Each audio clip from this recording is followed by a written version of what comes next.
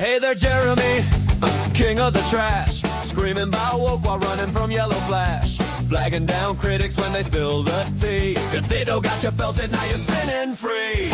Big mouth on Rumble, about to have a heart attack, panicking daily, we're hiding in the back. White label coffee, what an overpriced brew, tastes like excuses mixed with who knew. Oh, quartering, what a show, crying free speech, then stealing the flow. Short stuff with clips that you rip and you pull, Loca taking L's like his wife takes the bull. Quartering, spilling bitter tears, don't run away, you left a trail of smears. The flag it crashes out, pretends he doesn't have the time. Is he back on H3? Cause the man's in decline.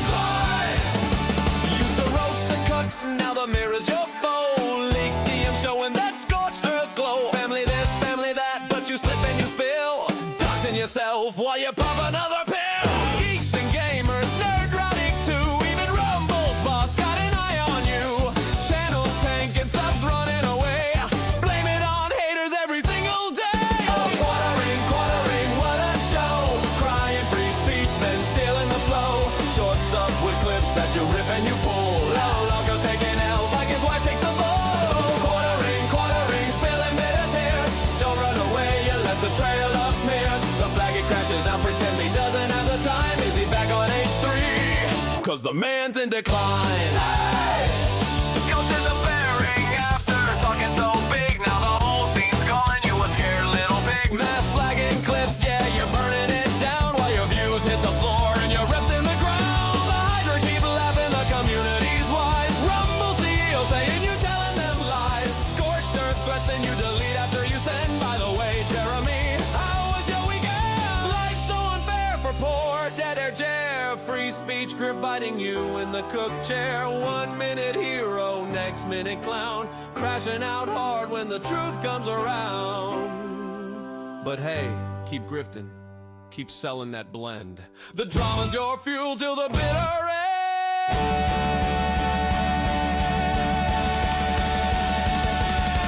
Quartering, hey! What a joke! Quartering, hey! Going broke, flag it, crash it, steal it, coke. Everybody knows you're a walking troll. Oh, quartering, what a show! Crying free speech, then stealing the flow. Short stuff with clips that you rip and you pull. Lockout taking L's like his wife takes the bull. Quartering, spilling bitter tears, don't run away, we'll follow the trail of smears. The flag it crashes out, pretends he doesn't have the time. Is he back on H3? Cause the man's in decline. King of the trash, running from flash. White label coke, yeah, you're done at last. Quartering, what a bore. Loco forever. What are the oranges for?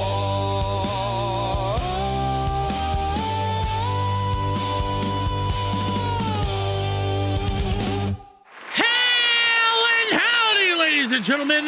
Welcome back to another Chaturday night where I am your host, Dermy Wormy, and I got a show planned for you. I know I'm a little bit late. I'm shocked, okay? I'm a little shocked at how late I am. I was throwing things together a little bit last minute, but I got it. I got it, okay? I got it all. I got so much for you guys tonight. I got some good things for you guys tonight. You're gonna enjoy it because not only do we have Dankula calling out fucking Jeremy,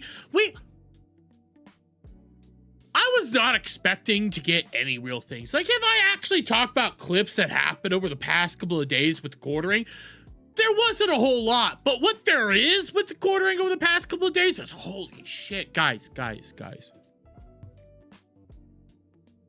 Jer admitted that he's ugly.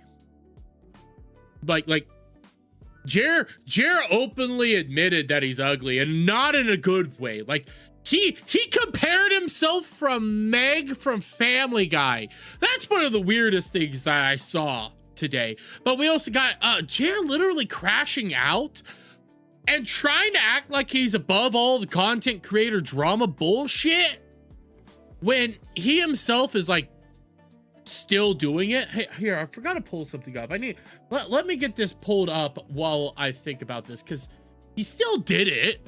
He's still out there doing the bullshit. Hell, he did it today. Meg is hotter. Oh, God, that's a statement. By the way, I did see Katrina in the Kick chat. Shout out to Katrina. It's been so long since I've seen you, lovely. It's been so long. Thank you so much for being here. But he's like famous for this. This is what he's known for, is calling out bullshit. Oh, he didn't put, oh, let me see if he was on his Jeremy Hambly channel, because it was probably over there. But we got so much bullshit with the quartering, so don't you worry. Jeremy Hambly, probably over here. Let's see, is it over here? Is what I'm wanting over here?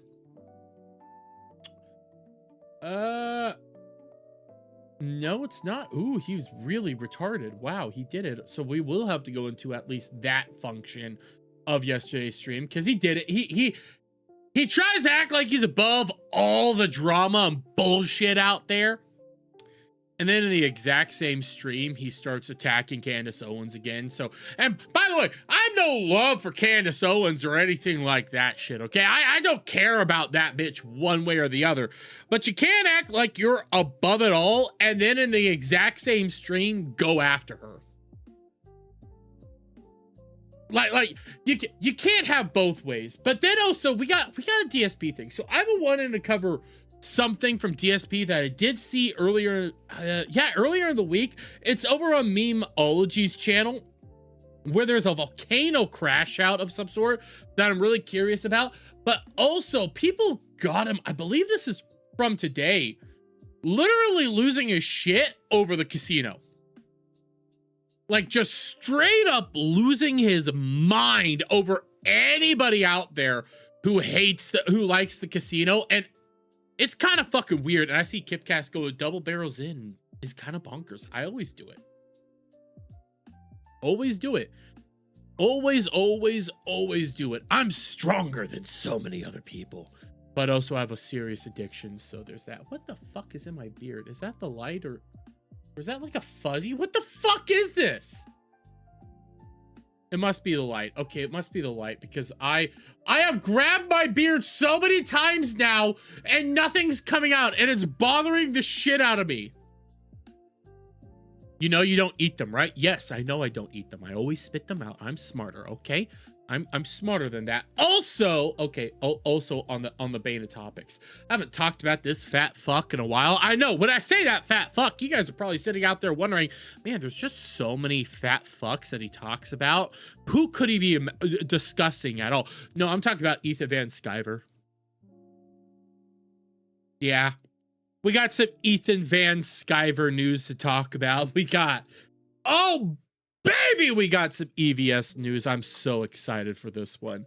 This dude got so destroyed today. It's comical, really, how destroyed he got and how angry he is. Like, he's trying to go out there and act like he's a human, like he's a person, like he's some sort of reputable source of any regard.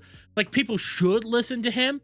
But in reality, he's just another fat fucking loser on the internet who loves sucking James Gunn's cock. Just enjoys it. You know, Kipcast is over here basically mocking me a little bit for double barreling some Zins and everything. If James Gunn had two cocks, you would be guaranteed that both cocks would be just going down EVS's throat. I want you guys, okay? I want you guys to just imagine that. Or there was a big drama with Mersh. I barely even look into Mersh drama at all. Like, Mersh is one of those guys. I'm trying to think of a good way to describe Mersh. Like, in my perspective. Okay, my perspective of Mersh is this is one of those beings that exists, more or less. Like, he's out there on the internet making content of some regard, and I don't know what the fuck he does all day, but he's there, okay? He exists. And there's so many people that catalog what Mersh does, and there's so much Mersh content that I have never looked into. I know jack shit about Mersh, other than recently, I guess in the past couple of months, he had a girlfriend named Ice Dancer that cucked him. That's about it. Other than that, I know nothing. He's DGen Florida trash like me. Okay, well, that explains a lot. That explains a lot. No, I'm not being mean to you, but like there's so much there that if I ever attempted to do that, I would need like a solid all-day Saturday stream to even attempt it. But real quick, Mr. Bentham with the $2, shout out, says, you want Matt Smith or Henry Cavill for Magneto? Okay, I did see that earlier. Here, I'll pull that up. I did already actually put out my opinions on this. I'll pull up my tweet. Oh, he wrote a super long letter to Ice and she leaked it. I heard about that. I never had a chance to go into that because there's like some people out there that I could talk about, but at the same time, it's like I just don't have the energy. Did you find the Dankula clip? Yes, I did. But before I do that, I want to get my Matt Smith take. Right here. So I know this is a little bit nerdy, not the drama-based stuff. We'll get into that, but I did see this earlier, and I wanted to talk about it. You know what? I got asked about it. I'll pull it up. Okay. So Matt Smith is apparently being considered to play Magneto. The more I think about it, the more I'm like, meh. Now, I am not over here being like, oh, I definitely want Henry Cavill to be Magneto. I actually would prefer Henry Cavill to play Wolverine. I actually like the Cavalrine from Deadpool and Wolverine. I actually thought that was a cool idea. Second worst Doctor, Kip Cast. That is a stance. Matt Smith was a wonderful Doctor. Oh, I loved his Doctor run. He's not my favorite Doctor. I will be very clear there. I am a fan of David Tennant. David Tennant's my Doctor. He's the Doctor that I really started with. So yes, he's my Doctor. So I really love David Tennant Doctor. Matt Smith was the next Doctor. I thought he did a wonderful performance as the Doctor. Really good. He could be a fantastic, okay? He could be a fantastic actor. If you haven't been watching Hot D or anything like that, Tennant's your Doctor. Tennant is fantastic. But if you guys have watched Hot D and saw how he was in Hot D playing Damien and stuff, you know he has range. He could do it all. He could do the 1,000-year-old stare that the Doctor needs. He could be a fucking amazing actor. I just don't know if Magneto is the role for him. I don't know if that's for him. That's just me being very clear here. I think, and again, I put this out here. I wouldn't be opposed to him being Magneto, but I would need to see him in the outfit first. I would actually need to see him in the outfit. Because when I think about him, I'm thinking, okay, my Magneto, white hair. Obviously, he needs to have the white hair. He needs to have that strong, imposing look to him. He needs to have all this to Magneto. To be a proper Magneto, you need it all. And I'll get that here in a second, Sin Stalker, so thank you so much. I would need to see it first before I can actually cast a judgment. Right now, I'm on the side of, I'm not seeing it. I'm not seeing it, okay? I think it's I don't think it's the right one. I see Adam says it doesn't matter who they cast. MCU X-Men are going to suck. I am at least here. I'm going to give it a shot. Hey, Jed Raid. Shout out to Jed. Shout out to Hollywood Scholar. He's no longer Hollywood Scholar. He's Endless Frontier. Shout out, buddy. Thank you so much. Before I see and give my judgment on the MCU X-Men, I'm gonna actually have to see it. I don't have high hopes for it. I love the Fox X-Men universe. That was fantastic in my eyes. It's not the best X-Men universe. Anybody could sit there and tell you that, and I glitched out there. You know, the 97 X-Men universe, wonderful. I've been rewatching X-Men Evolution recently. Fantastic show. I started watching Wolverine and the X-Men. Not that great of a show, but still so good. You have a high bar to do with MCU X-Men. I like the casting so far, but you have a high fucking bar. So I'm gonna be dealing with that. And by the way, Sin Stalker gifted a membership. Thank you so much, Sin Stalker. I appreciate it. And I also see from $5 from Garfield's Bizarre Adventure says, "Hail, Dermy!" Is EVS crying again? Oh, Garfield's Bizarre Adventure. Yes, he is. You know what? Why don't we start with this? And Garfield's Bizarre Adventure is actually a part of the segment. Okay? Garfield's Bizarre Adventure is actually going to be a part of the segment. And I'm actually recording this because, guys, I don't talk about Comicsgate that much. I don't talk about the members of Comicsgate that much because, quite frankly, it's one of those things where there's like so much lore, so much time, so much effort. It's not like quartering stuff, okay? With quartering, you just have to watch his X account, his streams, and Melanie Mac, okay? That's the stuff you got to watch with quartering. With fucking EVS and Comicsgate and all that, there's streams on streams on streams on streams, lore on lore on lore. You have to go back decades almost to understand any of this stuff, okay? But we're gonna be covering at least a little bit of this because it's relevant, okay? It is relevant, so I do at least have something prepared to begin all this.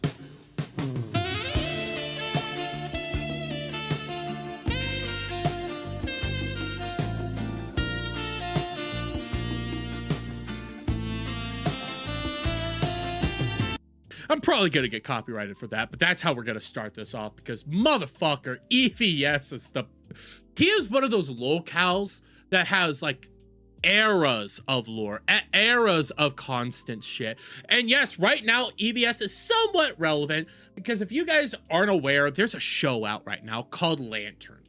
Okay? It's a shitty show. I will be reviewing it with a couple of my buddies here. Next week, we're going to be doing episode 1 and 2. We were supposed to do it tonight, but I have content. Okay, I got some tards to cover. And people, you know, in our general sphere are looking at the show relatively honestly and telling you how awful it is. It's not a good show. It's mystery box storytelling.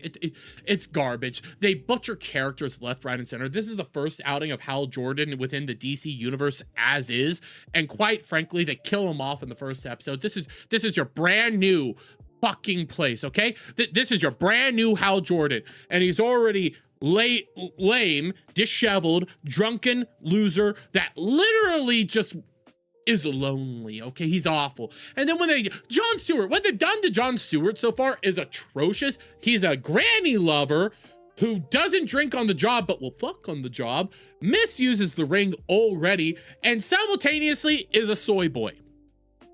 And that's not even me making a joke or like trying to do the soy boy. Oh my god, he's weak and he thinks it. No, he's a vegan. They make a point of that he's a big old vegan in the show. It's fucking awful right now. I glitched out. It's fucking awful right now. I still glitched out. It's fucking awful right now, okay? It's an atrocity. It's so stupid. There's cuck jokes.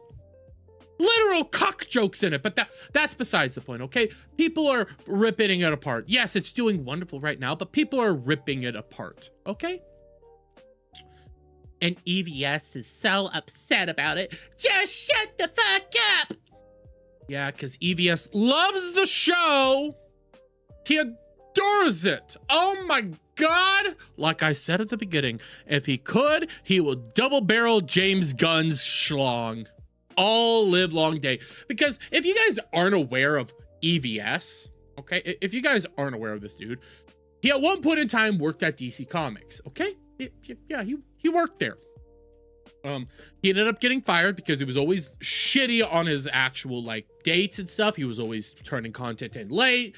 It was awful. Okay, he was not professional. His art's actually pretty decent, but he was not professional in any way, shape, or form. And he got fired because, quite frankly, he's unprofessional. He's a shit. He'll always say he got fired because he was Trump supporting MAGA guy. No, it's because he was unprofessional and a piece of shit. That's why. Okay, it's nothing else besides that. But he loves it anytime DC Comics puts out anything he worked with. Yeah, if you guys don't know, when it came to DC, he worked on a bunch of stuff from Flash to even the Lanterns, to Green Lantern lore, all of it. So, if DC uses anything that may or may not reference some of his work within a live action material, he gets residuals. Yeah, he gets residuals. So he has an incentive to love something like the lanterns. When it came to, I believe, Snyder Cut, because there was a lantern in Snyder Cut, he got like $10,000. Again, not even bullshitting you. He got money for the Snyder Cut. That's why he sucks these people off so much, because every time they use something that may or may not reference something that he did, he gets paid. He gets some moolah. He gets some more cash in his pocket because he's a fucking grifter. But because of this, okay, he is getting rightfully called out. Rightfully called out because he's a fucking loser. And we have this 10,000 live viewers saw Critical Drinker and Nerdrotic dunk on Lantern fanboy and indie comic failure Ethan Van Sciver for refusing refunds. He ain't got the money. Well, he might get some money, but rightfully so, he deserves to get mocked relentlessly. This dude is 6 years, I believe it is, 6 years or 8 years late on so many different comics. There's an entire thread of comics that he has never put out there. He always goes out there and tries to build up new bands of revenue and stuff. He just grifts off his audience. He's scam artist. He's scummy and awful. He deserves to get called out. And you know what? I'm going to turn off BGM for this. I'm turning off BGM because you guys deserve to just hear how this shit is. EVS gloated he got $120,000 from Justice League. I thought it was $10K. That's $120,000. Man, I was off. I was fucking off. Here's a question. By the way, shout out Garfield's Bizarre Adventure. I see you were here. I told you were a part of the segment. EVS, the throat goat.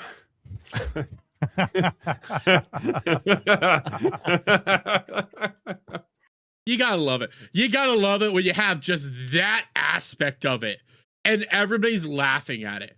Everybody is already mocking this because they know where this is gonna go. Said he's loving Lantern so far. Fucking imagine my surprise. Yeah. He also loved Supergirl as well. Again, see my previous statement. I have to pause this because it's just so brilliant. It's so brilliant because he deserves to be called out for this shit. He deserves to be called out because the only reason he loves these shows is because he gets moolah. He gets money. He gets fucking pocket change because of this shit.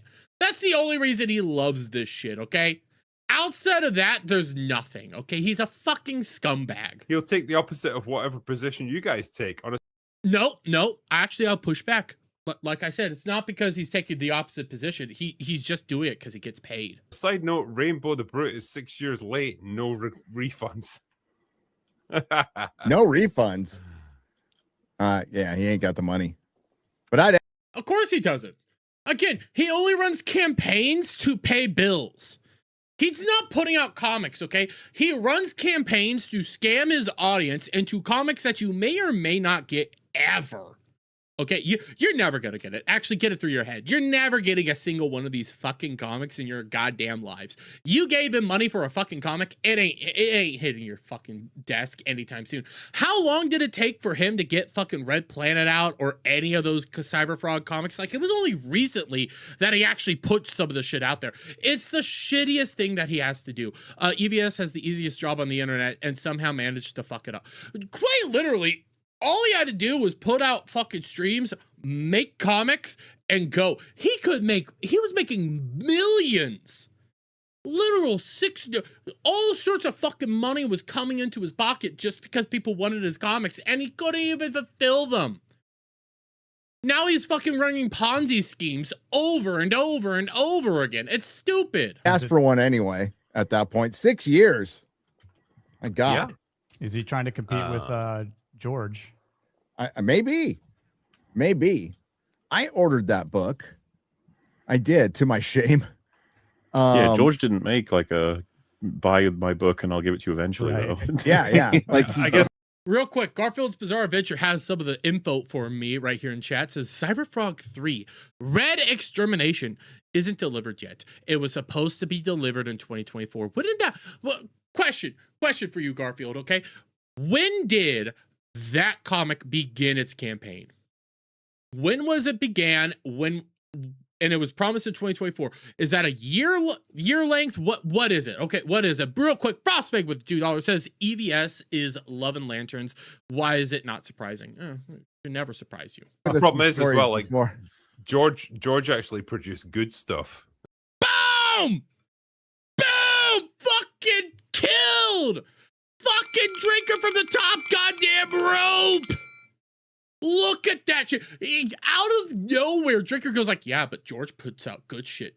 George Germ, okay? The fucking guy who makes fucking Game of Thrones, the guy that wrote that shit, okay? He's out here barely even putting out books anymore. Even Drinker says, yeah, well, he puts out good shit. EVS puts out slop. And Garfield says July 4th, 2023 was its launch. That means the book was that's so fucking long. That's so fucking long. And that catalog, there's an entire list of just comics that he's never put out. It's pathetic. He did. Well. Yes. And And it's also D's saying, side note, I can't get over how much Critical Drinker looks like Ricada. He actually has life in his body, okay? He's always been thin. Ricada still looks like a skeleton. thousands of pages of writing. a lot of content. Yeah. Yeah. But when I ordered it, I lived in San Francisco. So I've moved twice since then. I think we're on our third presidential administration. Yeah, it's been a minute. 2020. I mean, at a certain point, you just have to say it's not going to happen. Like, None of his books are ever going to happen. You're never going to get a single one of these fucking books. I'm wondering if I'll ever get my Cyberfrog car, considering I can't change my delivery address now. Oh, you're never getting it. None of these things. Has anybody gotten the toys? That's another question. Remember, EVS went out there and started doing this whole toy run. He was going to put out toys for fucking Cyberfrog. Did anybody ever get that shit? That's a serious question. Because that's Comicsgate lore. It's like questions like that. Did you ever get that thing? Did that thing ever actually go out? Who fucking knows? At this point in time, like, the only person I've ever given some sort of credence to when it came to this stuff was Cecil. Because when Cecil was putting out Cash Grab, okay, he was going through a divorce. He actually had, like, legal troubles during that whole event. So I give him a pass on Cash Grab. That's a legitimate pass that I think is valid. EVS hasn't had any of these things. EVS has never once in a million years had one of these massive issues where he's going through these big old divorces while putting out a comic. Rainbow of the Brute toys were launched in July 2024. It was supposed to be delivered June 25th, June 2025. There is nothing delivered because it's not happening. They're fucking Ponzi schemes at this point in time. Legitimately, it's awful. That's why they ended up having this massive disaster in Comicsgate. Again, this is big old lore where they all were panicking because they run everything through. It's not Indiegogo. It's either Indiegogo or GoFundMe. It's one of the two. I don't remember. But they were running through all their comics through this one website. And that website started saying, if you have unfulfilled campaigns, you cannot start a new campaign. That was within the last couple of years that they put that out. And Comicsgate shat a goddamn brick. Indiegogo, okay, it was Indiegogo. Comicsgate freaked the fuck out. Like, they could not put out new Ponzi schemes. They couldn't put out new schemes so that they could fucking fund everything else. So you know what they did? They made a website of their own. I don't remember what the name of that website is, but they put out their own website. And that website's already a disaster. Granted, they already had a website for themselves made by a fan called, the website was called like Fund My Comic. It was a fan of CG. He made a website for them, and they all shat on that website saying it's never going to work. It's a bad idea. All sorts of shittery. And then one of the main guys, I don't remember. It's not John Malin. It's one of the other twat nuggets who's married to a fucking Asian lady. I can't think of his name off. It's Shane Davis, okay? Shane Davis makes his own version of Fund My Comic so that they could continue the Ponzi schemes, and it's already a failure. It's already over. You shipped out how much fucking money to build up this other website, and it's already a disaster? Wow. Wow. literally wasted my money on that thing, but Here, I'm going back a little bit because I don't remember what was said. like I literally wasted my money on that thing. But yeah, if people were inclined to try and get their money back, good luck to you. Yeah. You're well within your rights to do so. I'm all for that. I think more people need to be coming out here and fucking asking for refunds. By the way, they started shitting bricks when people were asking for refunds. They were outright saying that they couldn't. That was shit. How long ago was that? Was that a year ago when they were literally shitting bricks when people started saying that they're gonna ask for refunds? Like, the amount of times I keep saying they shat bricks, the amount of times they have lost their minds over people wanting refunds, over people wanting actual product, over people finally saying, hey, enough's enough. The amount of times that has happened is insane. It's a Ponzi scheme. It's a fucking retarded Ponzi scheme. They want to go out there and shit all over people like fucking Eric July. Guess what? It doesn't matter if you think Eric July puts out subpar comics or not. Guess what? Eric July puts out comics. Doesn't matter if you think Yellow Flash put out a subpar comic or not. At the end of the day, he put out a comic. Same to all those people that they fucking hate. At the end of the day, all the people you hate, Comicsgate, all the people EVS despises right now, they put out products. You don't. You stream and cry. Oh, you stream and cry like a literal man-child. You go out there and you make out with toilet bowls. You go out there and act like a fucking man-child day in and day out. Because what you really want to do is stream drama content. But you're not even good at it. You're not funny. You're a fucking pestilence. And I have this video, okay? I have this video. And it's from Dirty Jersey. Shout out Dirty Jersey. He's a decent dude in my book. Don't have a problem with him. I'm gonna run it at 1.5 because again, it's EVS. He's on par with Jer with how slow and pathetic he is. But in this, okay, within this fucking clip here, he's crying about his fucking recent drama with Yellow Flash again, because Yellow Flash is calling him out and properly dunking on him. He's crying about it. He's acting like a fucking man-child. And I'm gonna turn this down. Dirty Jersey has an intro song. Gonna have to hear it. Shout out Dirty Jersey. Dirty. Yeah, I love that song. Yellow Flash picking a fight with me. I have no idea why. I think it's just because I was critical of him for sort of, I don't know, forgiving Nick Rekieta again. But by the way, okay, so like how this is starting is he was beefing with Yellow Flash for being in good graces with Nick Rekieta again. I don't know what's going on behind the scenes between Yellow Flash and Nick Rekieta. I don't give a shit. Nick Rekieta in my book is a scumbag, but if they have stuff going on behind the scenes, I can't say for sure what it is. But just hearing EVS alone say that, just starting off by saying, oh my God, I can't believe Yellow Flash has forgiven Nick Rekieta.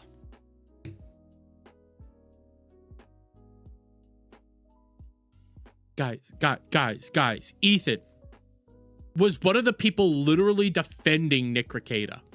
He was on Nick Rekieta's side for legitimately the entire time. It was only within the recent year that he finally said, you know what? Fuck it. I'm no longer on fucking Rekieta's side for no reason. Out of the blue. He wants to recontextualize everything, going, no, I never swept for Nick Rekieta. I was never on Nick Rekieta's side. That never happened. It did, though. It fucking happened. So his retarded fans are like, yeah, but Ethan swept for Nick Rekieta. I didn't sweep for Nick Rekieta. I just kind of... Yes, you did. You did sweep for Nick Rekieta. I went, well, you know what? I'm not going to join the dog pile of kicking him when he's down. But you did sweep for him. You were on his side, you dumbass. Because after all, like, supposedly... Yes, exactly, Elite Neo. EVS said it was a good thing that Nick Rekieta neglected his kids because it would teach them independence. He said it was an actual good thing what he did there. It would teach his kids how to wash themselves, how to feed themselves, how to actually do real things. It was good that he was on those coke benders. He's my friend. He's been on my channel. So I just kind of kept my mouth shut. And I said, I'll wait and hear evidence and stuff like that. When I heard the evidence, then I made my choice. Yellow Flash does this, like this, and goes, which way is the wind blowing? What's Kino Casino? No, Kino Casino still hates Nick Rekieta. If he's putting his finger up there, going like, what is Kino Casino thinking right now of Nick Rekieta? Oh, I'm gonna go do that. Then he would still be hating fucking Nick Rekieta. They still despise his ass. saying, I don't want Kino Casino to come after me. After all, I got to turn on whoever. What are they saying over on Friday Night Tights? Who's going to give me money? Who's going to give me a job? Stuff like that. That's what Yellow Flash decides. And then once things cool down, after he's already viciously betrayed Nick Rekieta, who was on his show. Nick Rekieta was one of the most interesting aspects of Flashcast. Let's not forget. Not really. They were friends. That was about it. And him turning on Nick Rekieta was him openly saying, you're a fucking loser and a scumbag because you put your kids in danger. He was the actual friend in that situation. Like that's why I don't know what's going on behind the scenes with Flash. Flash was one of the first people that came out there and called Nick Rekieta's ass out. He legitimately lost his shit on Nick behind the scenes in DMs. Kicked him off the show, did all that.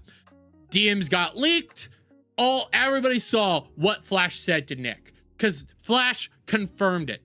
Also in that situation, Nina Infinity started crying her eyes out because she was not involved in the DMs being leaked and nobody brought up her comments about the DMs that were leaked. I'm not even bullshitting you. Nobody talked about Nina's comments in the leaked DMs because nobody knew about them, but the people in the chat, and that's a whole other story. It's pathetic. So was I, by the way. His show sucks so bad, dude. Flashcast is utter garbage. Yellow Flash is one of the worst broadcasters. He's boring. He's slow. He's retarded. Fucking mushmouth. Man, you're really that upset. But fucking mushmouth. From the Midwest, dummy. I would go on his show because I felt bad for him. I was like, if you put me, I know you have a bigger audience than me right now because you do that YouTube circuit thing. If you put me on your show, I'll come on there. I'll be funny. I'll keep it alive. I'll bring some energy because fucking nobody else does. You can watch that show even now. Nick Rekieta did. Nick Rekieta was on there trying to make sense of that show. Nick Rekieta, no, I've tried to pause it. Nick Rekieta would come in halfway through the stream, usually drunk as fuck. That was about it. There was nothing else there. And you're right, Elite Neil.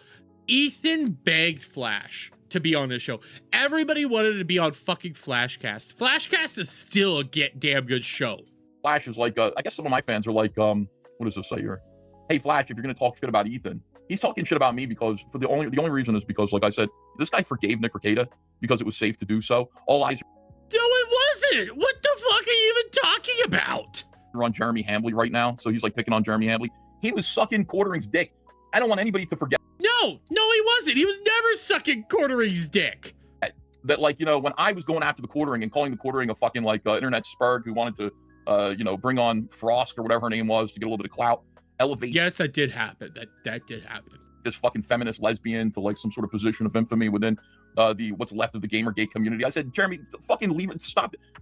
Yellow Flash. That was also, by the way, during that whole Frost time, that was still when you were on your way out. People still hated your guts. That was well after it. You only hate fucking Jeremy because he called CG out properly and said that your guys are a fucking failure. That's one of the few fucking W's Jeremy has. That's one of the tiniest ones. Followed me at first, and then, Quartering was like, Flash, you and I are going to have a conversation tomorrow when I sober up. Yellow Flash apologized to him. I was like, what a pussy. What? See, when Quartering was like powerful, Yellow Flash was apologetic, didn't recognize his stupidity or hypocrisy, any of those things.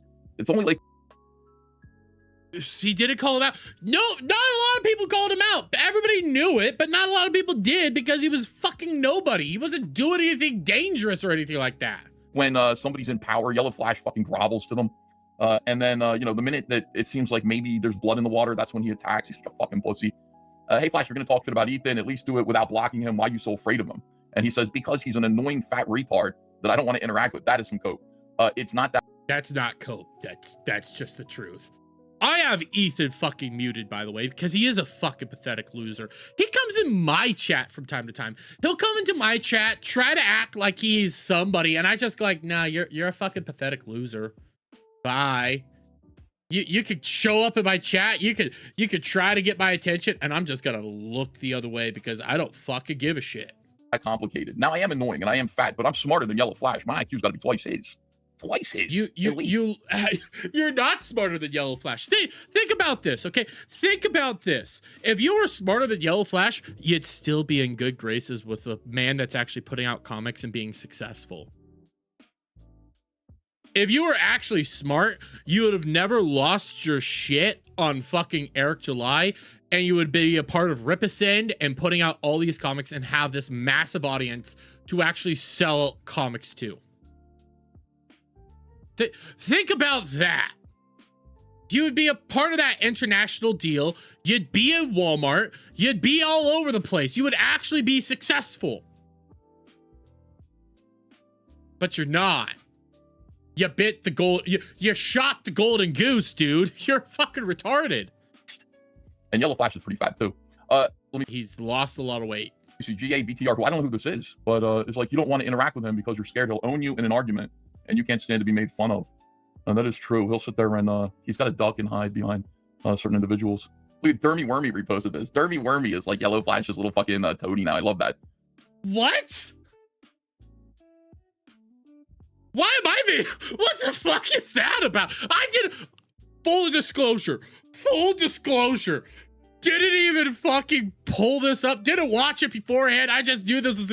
All of a sudden, I'm being brought up. What the fuck is this shit? Like, I don't even acknowledge this man's existence. Think about that. I don't even acknowledge this man's existence. I just literally repost people dunking on him. That's about it. Oh, I see it. It's because Elliot Rodriguez, who, you know what, I talked to a little bit. I'll be transparent. We follow each other, okay? And he took the screenshot because of me reposting it. That's the only reason I'm being brought up there. But what did he say about me? To be made fun of. And that is true. He'll sit there and he's got to duck and hide behind certain individuals. Look at Dermy Wormy reposted this. Dermy Wormy is like Yellow Flash's little fucking toady now. I love that. Flash. Toady? What the fuck's a toady? I like Flash. Flash and I have talked together, but I've streamed with Flash. So fucking what? I like who I like, and I fucking hate you. Goes to, Dermy Wormy is the guy who Friday Night Tights brought him on the air and made him sing It's Raining Men. What the fuck is this shit? I sang It's Raining Men on my own show. I've never been on fucking Friday Night Tights. The fuck are you talking about? Okay, little bit of a lie. Little bit of a lie. I've been on Friday Night Tights technically one time.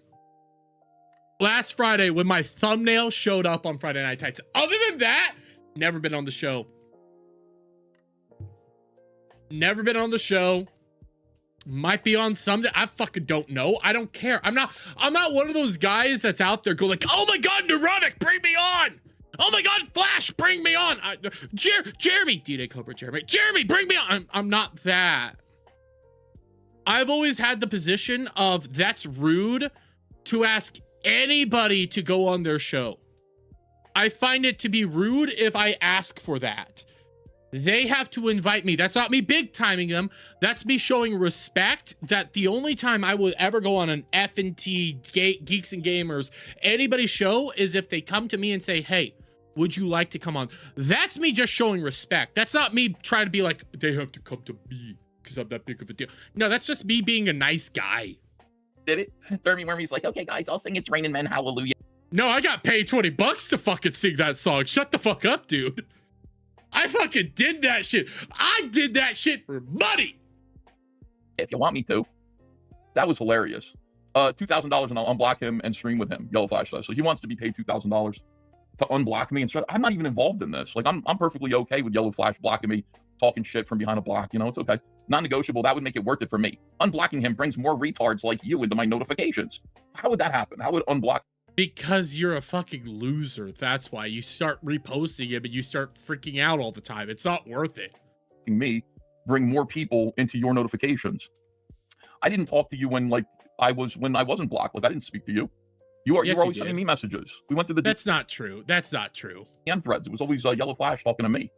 You guys still cry about Eric July. Well, we will be talking about Eric July tonight. We will be doing that.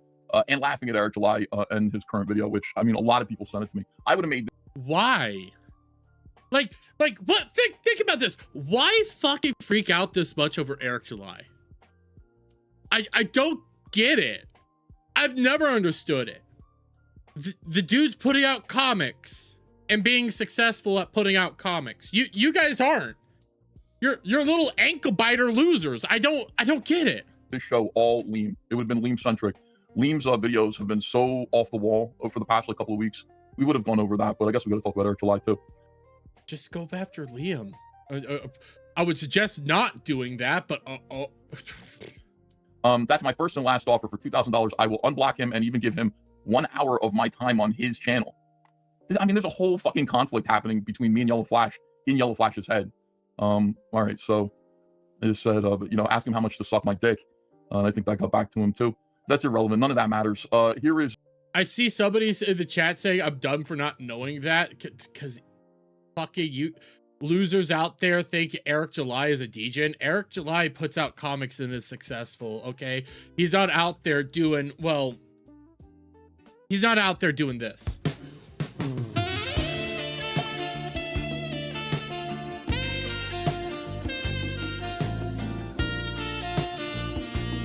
Show me the video where Eric July is out there making out with a fucking toilet bowl, and I'll call him a DJ. Ha! More artwork. This is awesome. Rainbow the Brute being colored by Kyle Ritter, one of the best colorists in comics. A comic that was supposed to be out 6 years ago, by the way. 6 fucking years ago is how long this comic was supposed to be out. Look at this job he did with the unicorn meat. You can't put a price. You can't put a price on colors like this, but I do. It looks okay. So what? I put a price on them, and that's why Kyle Ritter colors for me. Kyle, thank you for. You're right. Garfield's Bizarre Adventure. He did smoke crack with 2 random homeless women that he ended up saying, "Please, I love you. I'm a failure of a human being." He did do that. We're doing such a great job. Yeah, the unicorn steaks look great. The fire.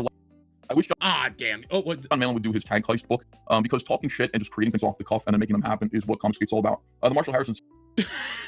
Sorry, I just saw that fucking transition, and it's like, I wish he would do this book, because talking shit and making the book is what Comicsgate's all about. You guys don't make books. You scam your audience. That's all it is. It's fucking pathetic. Like, actually, no. I take this back a little bit, okay? I take this back. It's not pathetic. It is actually pretty intelligent. Sleazy as all hell. Nobody should ever fucking do it. It's an awful thing to do, but it is intelligent. I mean, they have a fucking audience of a bunch of brain dead losers out there that just keep fucking throwing money for products that'll never know. I mean, you know what? There's a level of it that's like, man, you do have to be kind of, you know, impressed that he's actually doing that. That is kind of impressive. You know what? He has this dedicated audience of just brainlets that are out there constantly just giving him money for literally nothing. I'm nobody. I used to be somebody, but I'm nobody now. EVS 2024. That is a quote. I need the clip, but that is an actual quote. So proud of you for not dogpiling on Nick Regatta. Well, thanks. I mean, listen, I have my views about him. I'm not happy. I glitched out there. Let me. The Marshall Harrison says, so proud of you for not dogpiling on Nick Regatta. Well, thanks. I mean, listen, I have my views about him. I'm not happy with him. By the way, me not dogpiling on him means I'm his biggest sweeper. You read You literally said that his kids are in a better place now because he fucking neglected them. It was on coke binges. these retarded comments from these people that hang out with Yellow Flash. Didn't he give Jeremy money for his legal fund? I don't know. I need to look into that one. He might have. I see DJ says what? Yeah, yes. You know what? I'm gonna give him money now. Kidding. He got drunk, and it's funny. He was anti-Trump kind of during the whole Kamala versus Trump election. He was a lot. Wait, he gave money to Jeremy's legal fund. Says Elite Neo. He actually did? This fucking dude. And it's like, Ethan's his biggest sweeper. I'm like, the fuck are you talking about? I'm like the only one. I'm probably the only person who never met him and did cocaine with him. All these people who were like, oh, he's a coke. Y'all did coke with him. Y'all hung out with him in Vegas and shit. Y'all went to his compound. I mean, it's like you probably all fucked his wife. I didn't do any of that. I stayed here. Garfield's Bizarre Adventure is telling me Ethan Van Sciver started a GoFundMe for the quartering.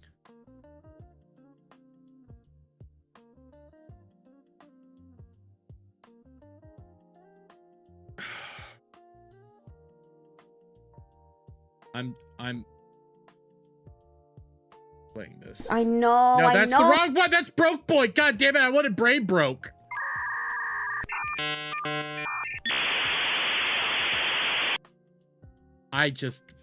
It's still up if you want to see it.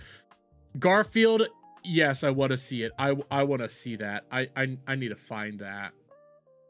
I want to see that so badly. If somebody could DM it to me on X or Discord or something, I will fucking pull that shit up. I stayed out of trouble, and I just went, I don't know, whatever. All these people are nuts. I'll gift a membership. Thank you for that. I'm the only one that didn't get to do cocaine with Nick. Like, look at this. No, look at this. Look at all these people are giving this man money, thinking they're gonna one day get comics, and they're not. Look at this loser. All these other retards did. Now they're all judging him for it. Reminder that Ethan killed Flashcast. He used to get around 4,000 to 6,000 live viewers. Cool Breeze, that's the real reason why he's mad. I just said, you know what? What? What? Here. Let me pull up Flashcast from last week where they made over $1,000 for charity within the first hour. Yellow. I could pull up Flashcast right now because he can't remove it, I think, from Flashcast last week. Literally 24,000 views. 24,000 views. 24,000 fucking views. Here. I'm curious. Let's do this, okay? Let's pull up Ethan Van Sciver. Okay, it's Comicsgate Secrets, right? Comic. I can't type. Comicsgate. Let's do this. How about if we do Ethan Van Sciver?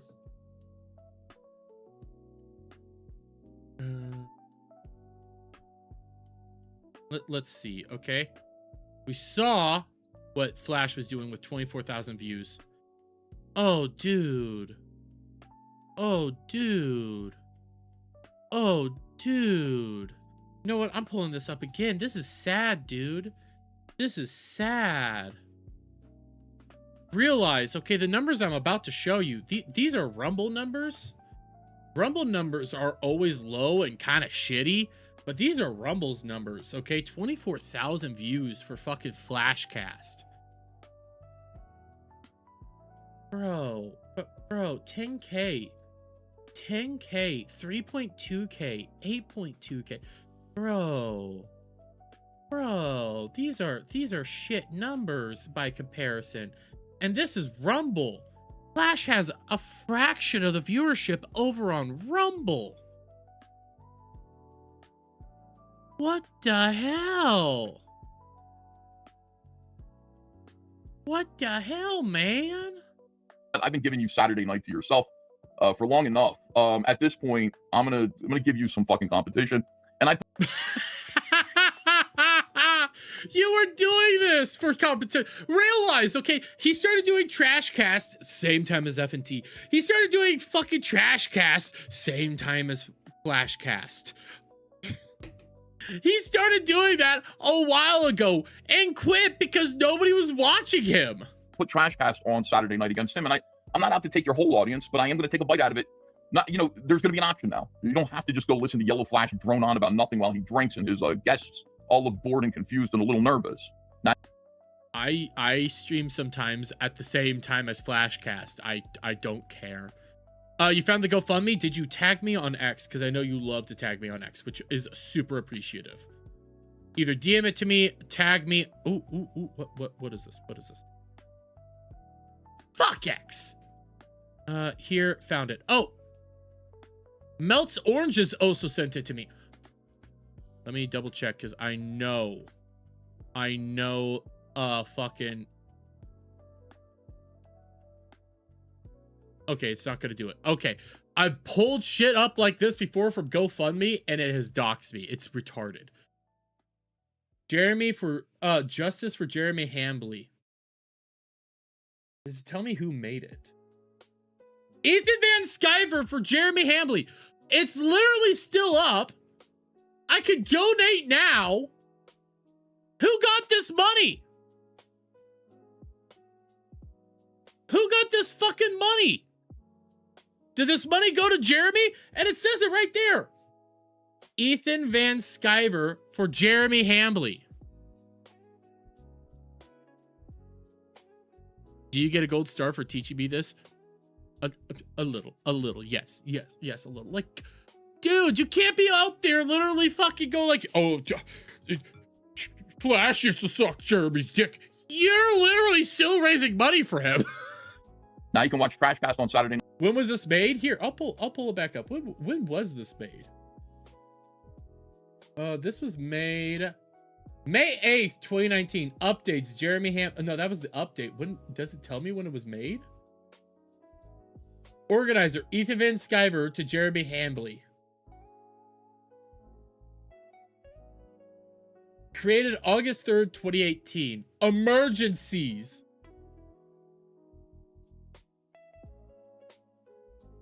Bro.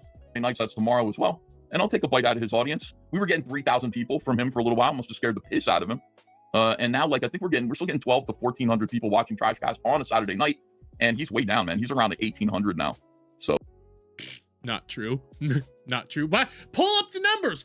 Pull up the numbers. Well, it is kind of fun. Oh, he's Wait, Flashcast is on? Says I'm not. Yeah, go check. Run and check and come back and tell me how it's going. They made so much fucking money. They made so much fucking money. It was ridiculous. It was so fucking ridiculous how much money they made for fucking charity, no less. Within an hour, they had over $1,000 raised. Their goal was 500. They made so much money. It was fucking insane. And realize again, get Ethan, I almost said Gary. Ethan, you're a failure of epic proportions. You are a loser. Everything, okay, that you accuse other people of doing, you yourself are guilty of.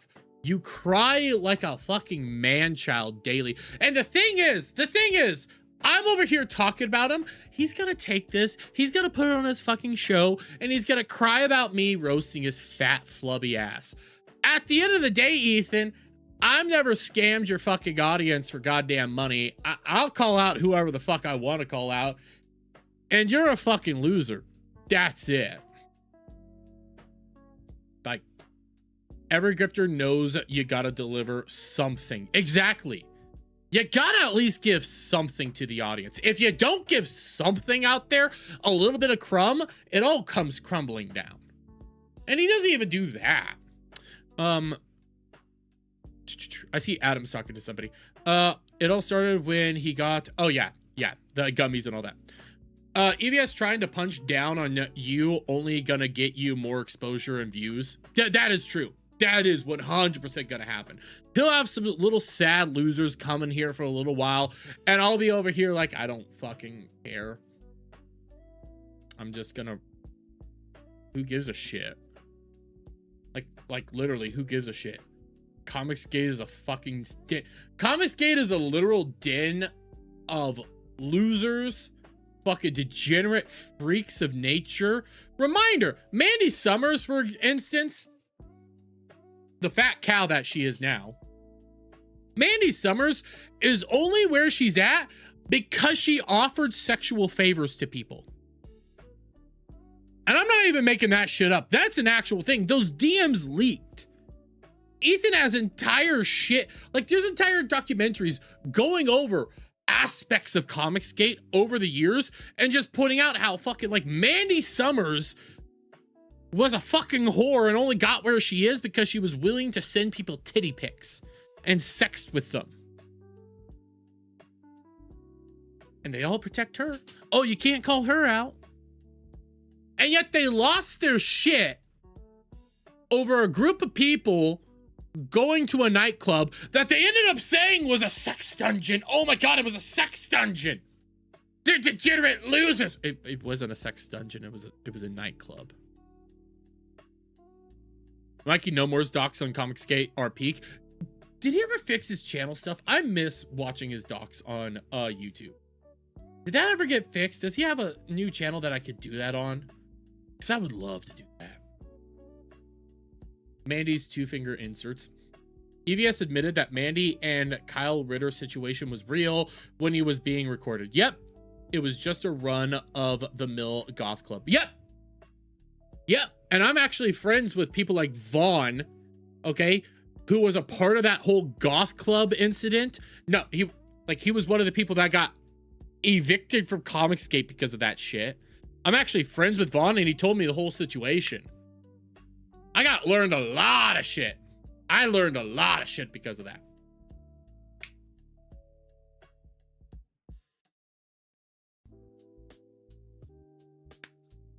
I see Tennessee Easy. Hey, I don't care if Tennessee Easy's upset with me, but getting upset that I'm taking the Lord's name in vain. This channel will fail because of jealousy. I don't care. Your jealousy of Jeremy and Mel is despicable, later hater. You already said you were going to be leaving. I'm not jealous of them. Why would I be jealous of fucking Jeremy or Mel? Oh my God. I'm Melanie Mack. I'm married to a gay guy. Oh my God. Yes. Yeah, I'm seriously jealous there. Oh my God. I'm jealous of Jer. Everybody fucking hates him. He's a loser. Nobody's on his side, by the way. He could barely make any sort of money. Yeah, I'm jealous. I'm jealous of Jer. Wow. I'm jealous of a man that compared himself from Meg from Family Guy. Like, that happened today. You know what? We're going to do this, okay? Because of that dude, I was going to pull up a different segment to start off. I wasn't going to quite get into this, but we're going to do this. You once found the Mandy Summers receipts of literally being an escort website. Yeah, I saw that too, but here, because of that dude, we're going to do this. Because of the Tennessee dude, we're starting this. You guys ready? You guys ready for the Jeremy segment? Doobie-doobie-doo, Jer-I-U. Oh, I fucking love that segment. And I need to figure out how to mute my mic when that shit's playing, because I know it always comes up through it. But we're here for the Jeremy Hambley segment, ladies and gentlemen. We're here for this beautiful, beautiful fat loser. Again, that's coming from a fellow fat. I get it, Jared. I get it. Fats usually stick together, but you win against the other fats. So you're a loser. Okay, it's time for the felting. I have this. I know a lot of people love this segment, this video in particular, myself included. It's always playing on like Don Flurgandy and all that shit. I had to play it again. Let him go. Not bad for an old white guy. Why would you do that on stream? Like, I'm doing it to mock you. Why would you do this willingly on stream when people can see this shit? We can see just how fat you are. God damn it, bro. But we have a couple things, okay? We got a couple little things to go through before we get into the full-fledged Jer segment, okay? Mainly because, yet again, guys, it's Thursday as the time of this going up, and no vlogs. No vlogs. My favorite channel out there, my favorite quartering channel, his vlog channel. Yet again, not a single vlog. It's been over 2 weeks now since we last had a vlog. I'm dead inside. It hurts. It hurts so much, guys. I miss it. It was my favorite channel so much. But we also got this. And I have Dom pulled up here because it is truly a total Flurgandy victory. If you guys aren't aware of like some of the things Don Flurgandy has done, Don Flurgandy actually put his money where his mouth was and researched aspects of Jeremy's membership page and stuff like that. Like, he actually went through everything. He learned about stuff. He actually did some work there. And he actually looked up the perks and whether or not they worked beforehand on his members website. And well, they didn't. So much of Jer's old member website is right here. So we have this. I'll pull it up in another tab just so we can go through it, okay? essentially, these are his old members things, and most of these are the same across the board. You know, ad-free experience, don't fucking know where. Exclusive sponsor discounts, didn't exist. Early stream access, don't know how. Private Discord access, not really. Members only videos, a little. Monthly Q&A sections, nope. Members badges. And a direct chat with Jeremy. Direct chat, guys. You could go to the fat ass himself, and now. Ooh, the new perks, which are the same across the board. Members only videos, private Discord access, direct chat with Jeremy, suggest topics for the show, support independent news. Wow. Yeah. Those are your new perks, guys. Your new perks. That's what you get. $60 a year. Good on you, Jer. Good on you. It's wonderful. Oh, and by the way, his site still just it doesn't work. After the grand relaunch of Jer's websites, thequartering.com, basic things still don't work. Stay up to date. Real user at example.com, server configuration error. Your website's still fucking broken, dude. It's still a shit show. Oh, but we also got this. This is possibly going to be my favorite new Jer arc. Okay, we had Jer versus Alex Jones, which has begun its own arc, which is just beautiful. I love this new arc right now. But this is my second favorite new arc that we're about to be getting. What we're already in right now, quite frankly, is the Jer gambling arc. The fact that he has a gambling addiction now, it is wonderful. It's fantastic to know that he has this, because it's so fucking transparent what happened. If you guys can't figure this out right now, Jer's at least been attempting to fight his vices. So, you know, he has a very addictive personality. He has addiction issues. It is what it is, but he's trying to cut stuff off hard, cold turkey, do the right thing. And yeah, all he's doing is shifting his vices around. He's not actually fighting his demons. He's not actually trying to better himself. He's just moving what his current vice is, whether that be shopping, whether that be drinking, whether that be food, whether that be who fucking knows what. It's now gambling. Gambling is his new escape from it all, because this is the vice of choice. And he put this out, okay? I'm going to run a $1,000 free roll poker tournament for my viewers, plus $100 bounty on my head for anyone who knocks me out. It has to be US only. If you're interested in playing, email me thequartering@gmail. Likely in 2 weeks. Should be a fun time. That sounds smart. That sounds smart, Jer. He talked about it a little bit on stream today. We're gonna pull some of it up. It's really pathetic. Like, he's already talking about how he's definitely gonna have to buy himself in. This is also after weeks of saying he's a fantastic poker player. He loves playing poker. He's played poker his entire life. He's outplayed Tim Pool in poker, by the way. He's also openly talking about how he's got to definitely be lost, and a lot of people are going to be getting hundreds of dollars. It's a thing. But we have this. I'm waiting for final approval. Speaking of people needing cash. This is wonderful. This is also a prime moment where Jer shows that he has ADD. Wallets and changing their budgets. It's not good at all. By the way, I'm still working out the details for this, but I wanted to see how many of my viewers are interested. I'm waiting for final approval and stuff like that, so it may not happen. But as long as everything looks good, I'm actually running, speaking of people needing cash, I'm running a free entry poker tournament for all of our viewers. Wow. Here, I'm turning this up. Speaking of people that need cash. Speaking of people that need cash, by the way, why do you need some cash, Jer? Free to enter, 1,000 in the prize pool, and 100 on my head every time somebody eliminates me. And I will have 5 rebuys, which means people in the tournament will have 5 chances to take 100. You'll also win when you take out other players, and it's completely free to enter. So if you're interested in something like that, I'm trying to gauge interest. Okay. Go to This is a bad idea across the board. This is a bad idea all the way through. Jer's openly started to talk about how he has a gambling issue. He's not talking about that, but it's becoming more and more evidence that he has a fucking gambling issue. It is so evident right now that he has this issue. He's going to the fucking casino every week, multiple times a week. He's playing multiple rounds of stuff. It's so transparent that this is his new vice, and it's not good. This is a bad vice to have, brother. Bordering.com/poker and yes, this actually may be illegal. There's actually laws of the book that this could easily be extremely criminal, because you're not allowed to be running these types of gambling stuff without licenses or anything like that. You're also going against Wisconsin laws and shit like that. Like, this could be super bad and an awful idea.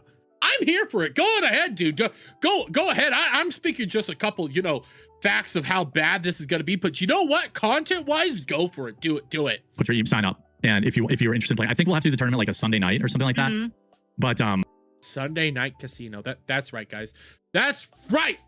On Sunday night, on God's day, you guys should be out there gambling. I just want to see if there's any interest before I pursue it further. So if you go to that, I mean, even if you're only, I mean, I'm not great at it. I guarantee you I will probably use all 5 of my rebuys. Oh, funny postal pupper that you talk about that. Funny that you talk about how this is not very Christian of him. So if you're interested in that, by the way, it can only be for the US. That's just the law. So I don't make those rules. But Okay. yeah, is gambling a sin? Well, technically, yes. I don't think it is inherently. Like, the Bible doesn't say you're not gambling. Right. The Bible doesn't inherently say that it is a sin. That is correct. It does not inherently say that it is a sin. That being said, simple Google search. Is gambling a sin?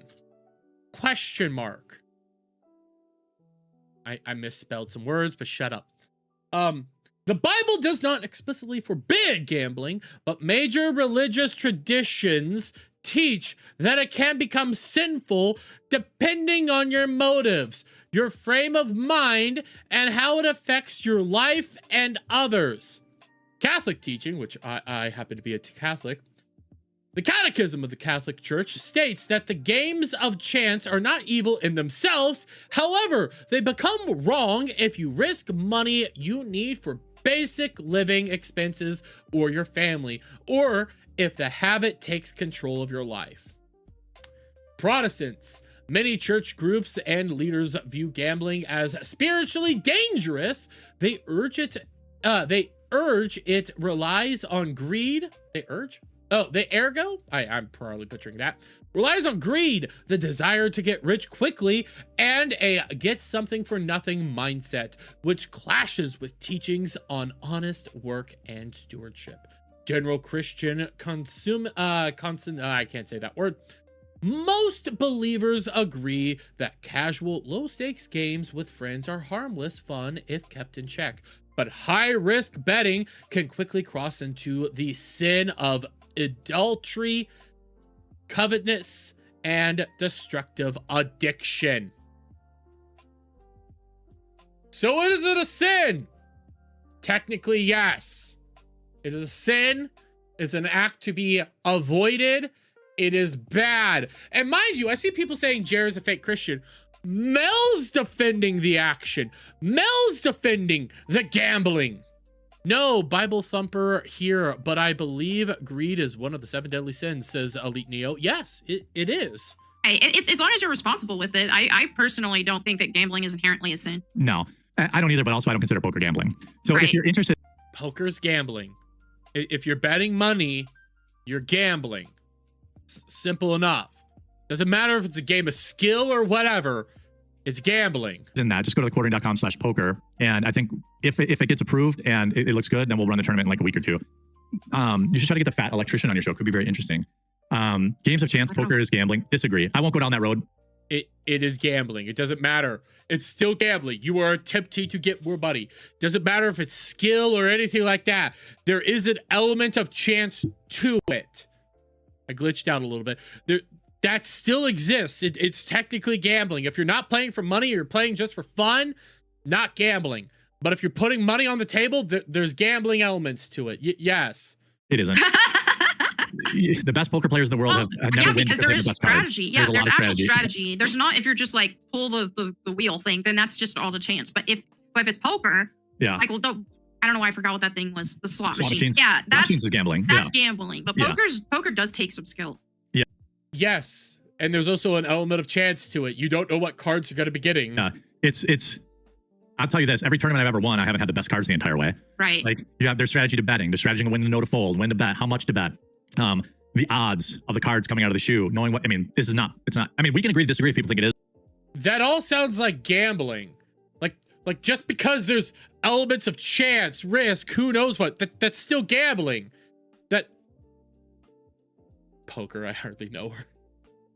That's still chance. There's still aspects to it. It's the same as roulette. Roulette, craps, that's all just chance. You don't freaking know. But the thing is, like not roulette in particular, but craps, for example. That's just throwing the dice most of the time. You're betting on what it's going to be. Easiest bet to make when you're playing craps, for example, is a 7. The reason for that is on a dice, you actually have a higher chance of rolling a 7 no matter what. More numbers? What the fuck did I just say there? More numbers on a 6-sided dice actually equate to 7, so that's why people usually bet on 7s. That's just statistics. You have a higher chance of that happening.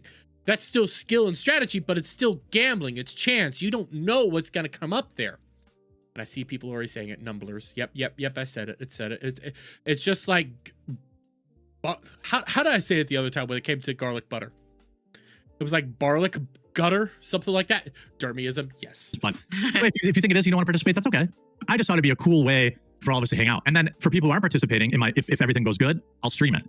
So then you guys can watch if you're not playing. Please stream this. Please stream this. Please, please, please. And it just might be a fun way for all of us. And I want chat to weigh in if Chuck E. Cheese is gambling. That's the real question. Arcade games. Yes. Wait. No. Listen to this. Technically, yes. Chuck E. Cheese, arcade games. There's a form of gambling, but the difference there is you're not gambling for money. You're gambling for prizes. That's completely different. That's not technically gambling. It's similar but different. To weigh in if Chuck E. Cheese is gambling. That's the real question. Arcade games, claw machines are gambling. Yeah.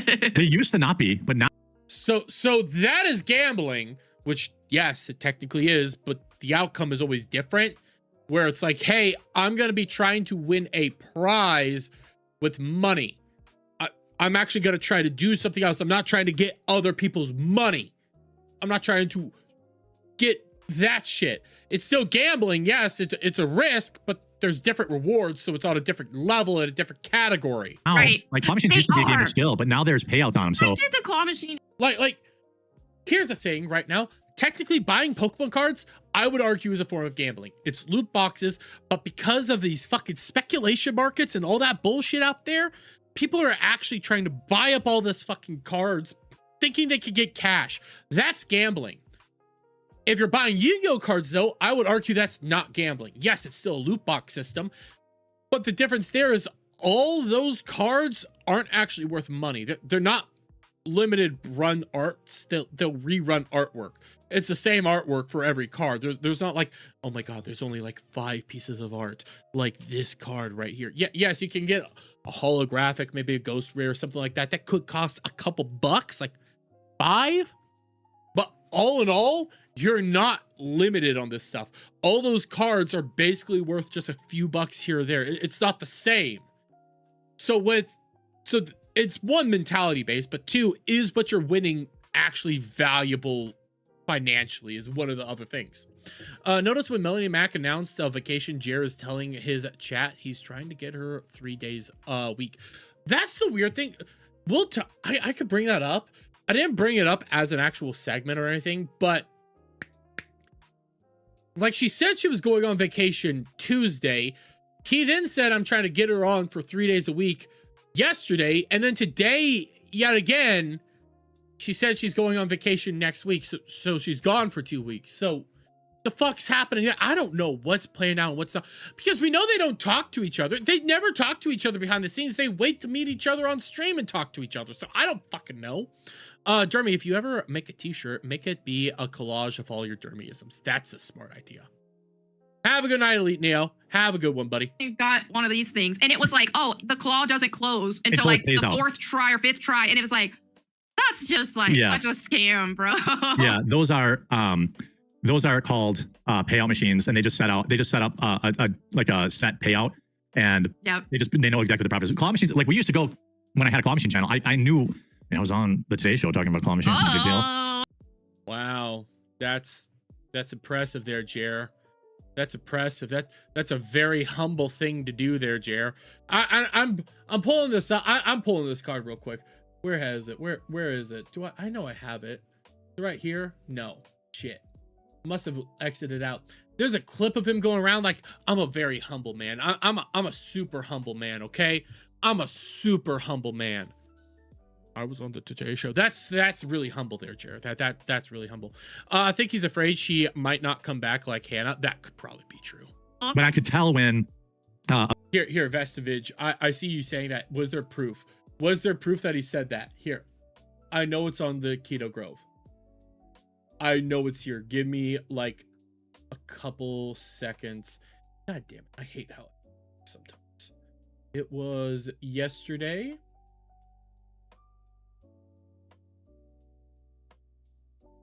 Nope.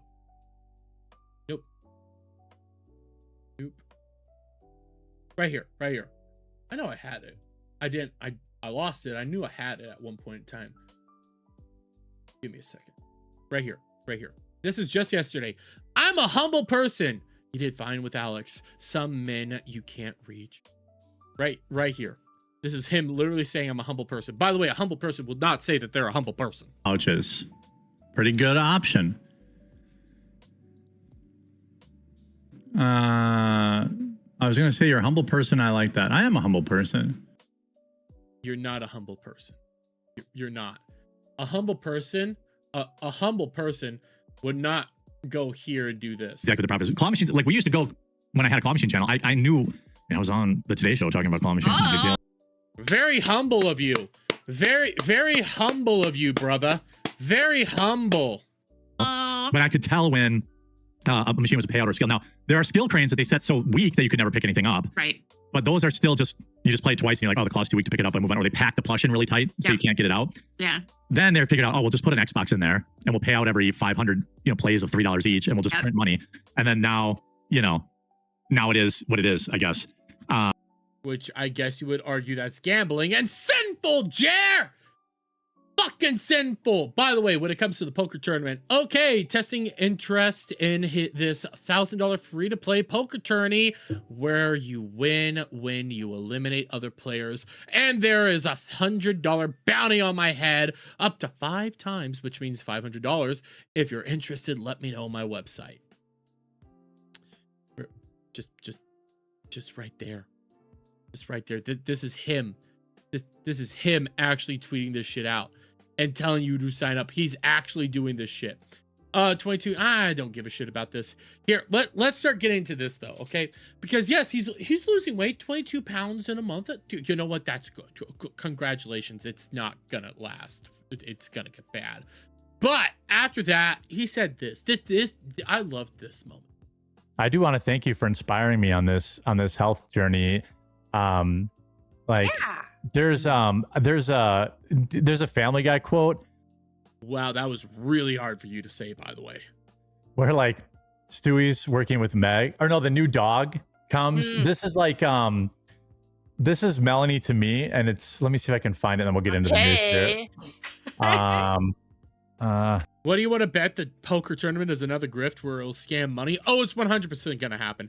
It's not gonna happen. There's no way in hell he could put on a poker tournament like that. That requires actual benefit, and you're trying to get people out there. Like, think about this, okay? How are you putting on this poker tournament? How are you gonna be doing? Is this gonna be online? How are you putting this shit out there? Is this gonna be in person? You have how much time to put this shit together? This is not gonna happen, bro.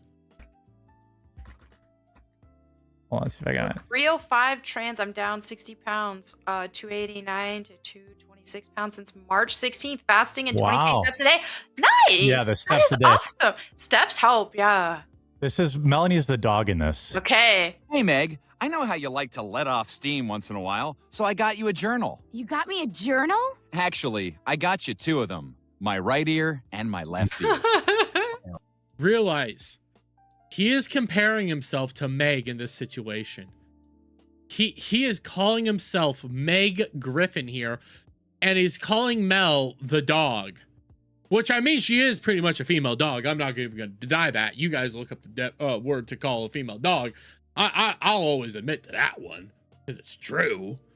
But Mel's the dog here, and he's fucking Meg Griffin. So much wrong here. But then this scene, this clip here, it defies everything. Away. Defies Today at the school library, I saw a picture in National Geographic of a woman with nipples that cover most of her breast too. And suddenly, I didn't feel so alone. I'm just gonna say, Jer, if you're Meg here, he has pepperoni nipples! They cover most of his pecs! Just saying, if you're Meg in this situation, but it gets worse. You know what it sounds like to me? It sounds like the woman in that picture was pretty beautiful. Shit, the more I watch this, the more it's like, you know what, that's true. You know what, that really is fucking Mel. You know what? It's okay that you drink all the time. It's okay that you go out there and gamble. It's okay. You need to have a few vices. You're doing good, Jer. Wonderful job, Jer. Oh, you're wonderful, Jer. All right, I'll see you at dinner. Think fast. Deodorant! Are you sure I'm old enough? Oh, I think so. I'm gonna make you a little less gross every day.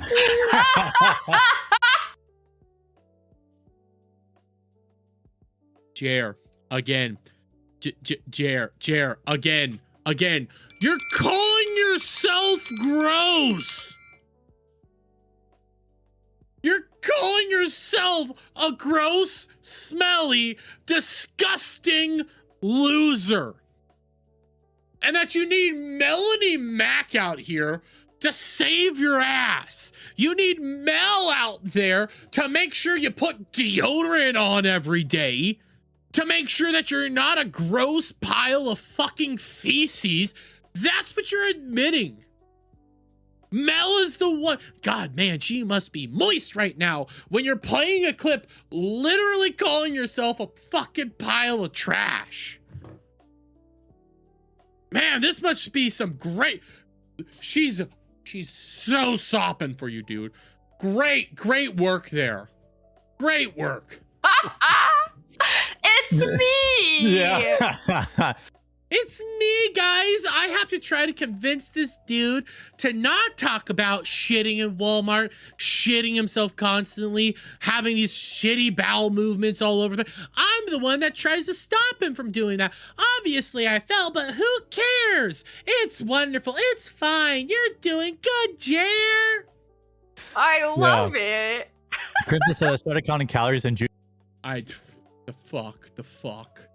fuck. But we also have more. So this, I do have this. I have this little segment. I want to play this segment because this does define Mel as a human being and a person, because they start talking about that what's the name of that chick right now? There's that one chick that's on trial that all the feminists are coming out and supporting her after she offed her kids, or saying it's not her fault for offing her kids. A demonic situation, all around disgusting moment. Holy fucking shit, what was coming to our society. But they start talking about that. Lindsay Clancy, thank you so much. The Lindsay Clancy stuff. They start talking about that. And Private Flat here really shows off just the kind of human being she is. And I'm gonna mute BGM for a second. I want you guys to realize what the subject matter material is and how Mac responds to it. Very nice. Yeah. So we're going to talk about the women problem. So we talked about Clancy's trial, And there are dozens and dozens of women standing outside this trial wearing pink. With their babies! With their babies. She's literally laughing. She's laughing. He's supporting a woman. Oh, no. Mel, you're laughing. Why are you laughing?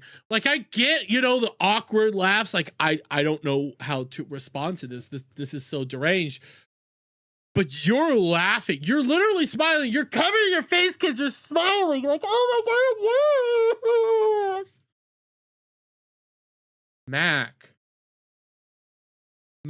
Mac, that's barbaric. That's an atrocious thing to be doing. And I see Vestivage out here saying that's because she can't get pregnant. Yeah, you know, I was wondering that. Because when they were talking about this whole situation, my brain was going to like, Mel, aren't you trying to be a trad wife? Aren't you pretending to be a trad wife and doing LARPing as that right now? Isn't that your whole go-to thing right now? Why the fuck aren't you pregnant yet? Why aren't you, you know, like getting pumped full almost every single night? Oh yeah, it's because your husband's gay for starters and you're eggless. That's why. Who murdered her babies. And there, I don't know, there's at least 100 there probably. Well, It's frustrating that there's some attractive females in here. I know. This is the thing is I have. She's not. I know she laughs again, but I'm not gonna play it. Okay, I can't deal with that. But now we're moving on. To some of my favorite marts. Okay, this is some of my favorite fucking content recently, and we're gonna do this in 2 parts. There's gonna be some repeats that we're about to hear. I'll fully admit we're about to hear some repeating lines, but it's so fucking funny when we go through these 2 segments that are practically the same. This is after Jer did his debate with Alex Jones. Okay, he did his debate out there. He throws it out there. He says similar stuff as Alex Jones, and he's now repeating similar lines that Alex said. One of the lines that he's repeating frequently now is, the administration laughed at us for $20 burritos. That wasn't the administration. That was why am I blanking on his name? Dan Crenshaw. After he lost his primary, he started doing that. So it's not the admin that's doing that. That was one person that lost his primary. But Jer wouldn't know that because he doesn't actually research any of these topics. He's just repeating it as fact because he heard it on Alex Jones, who 100% just I don't want to even say violated him, because that implies that Jer at least put up a fight. No, fucking Alex Jones. Jer was just prepared for Alex. He was in there, lubed up and ready for him, and it's like, let's go. What the fuck? But okay, after all this is Jer's new stance. This is definitely the best offer I've ever seen them do. Check it out. Look, there's definitely there's definitely a weird op going on the right. I've talked about this, and I have a video with like going more in depth on this coming out as like a standalone video later today.